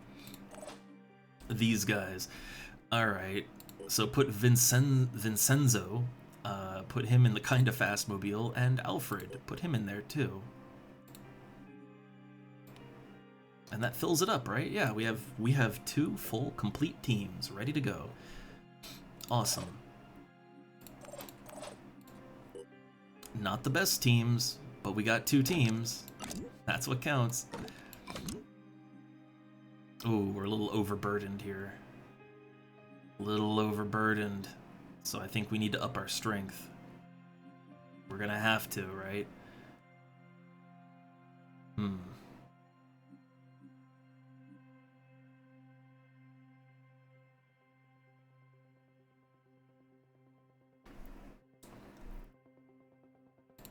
I wonder, I'd probably want to, like, put him in any gear other than what he's wearing right now. But that's gonna look horrible. He's fine for now, I guess. I could mutate him actually, but like, well, I feel like mutation and technician. I feel like that doesn't really. I feel like that doesn't pair up so good, you know.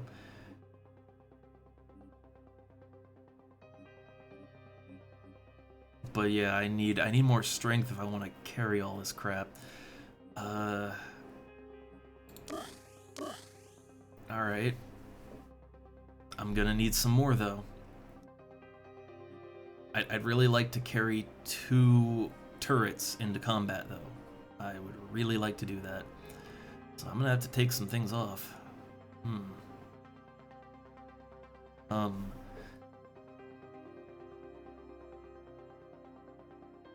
Does anything weigh 2? No, nothing weighs 2. I guess the goo repeller isn't critical in the moment.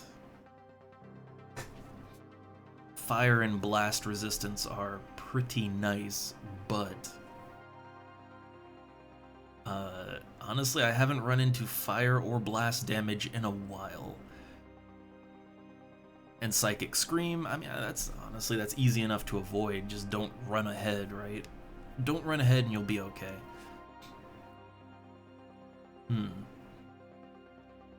But I'd say this is the one that I haven't really encountered in a while, so I'll take that off. Or no, let's take that one off. Okay.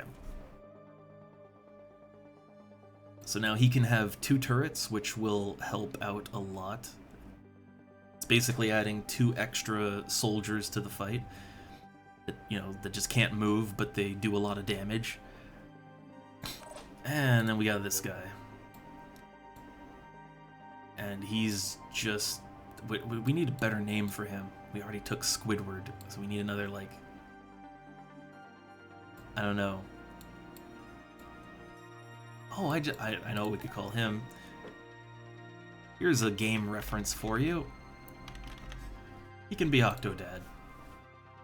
Alright, so we have, yeah, he has some melee capabilities because of his mutation. So even if he runs dry on his ammo, like, he has things he can do.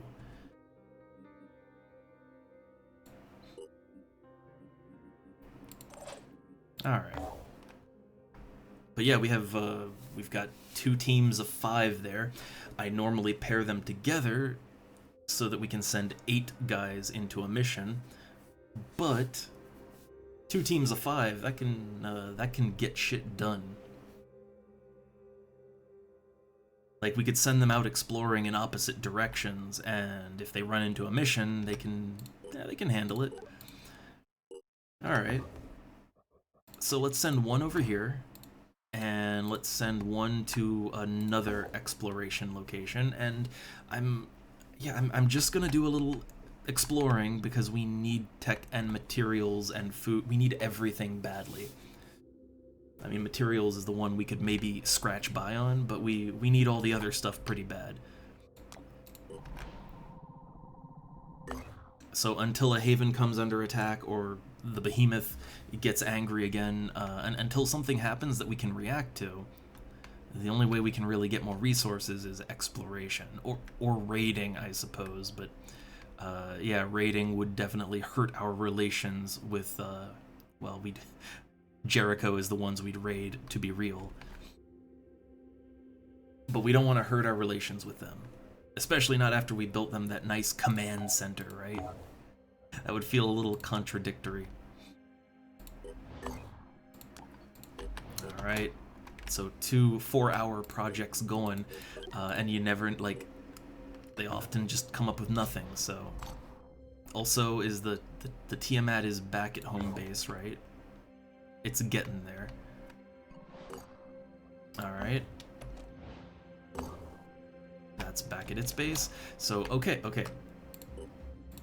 Because if we come up with nothing, it's going to be really disappointing. So, this is one thing I will save Scum on, because it just doesn't feel fair to get nothing for wasting 4 hours, right? Ooh, no more chances. I always argued for giving New Jericho another chance. Uh-oh. Maybe there was more to Tobias West than greed and self-importance. Maybe New Jericho could be a force for good after all. Maybe they even believed in freedom like they kept saying. I was wrong. For that, I apologize. But at least we tried. One moment. Now we know that war really is the only option. The wife calls. So, be right back.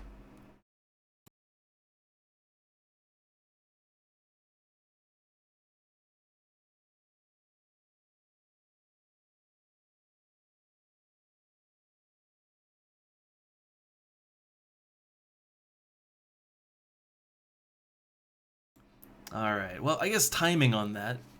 So both the wife needs aid for the cats and also getting hungry, and it's about lunchtime now. A little bit of a late lunch. So with that, we'll leave it, but yeah, so I guess it's that point in the game, right? I wasn't quite sure how this would advance, but it looks like when you just do certain projects that triggers this stuff, so now I kind of wish I hadn't done the command center, but too late now. So yeah, factions are all, I guess they're going to start going to war with each other, and then that's going to be great for the population. Ah well. So, we'll leave it here for now. We will deal with the fallout from that later. I'll do a little more offline play just to kind of keep things moving so we can stay on course for the plot. I'm going to do that more now. But for today, this is a decent stopping point. So, I hope y'all had fun. Those of you that lurk in the shadows and stay quiet, that's fine. I hope you had fun too. So till next time, I'll see y'all around. Have a good one.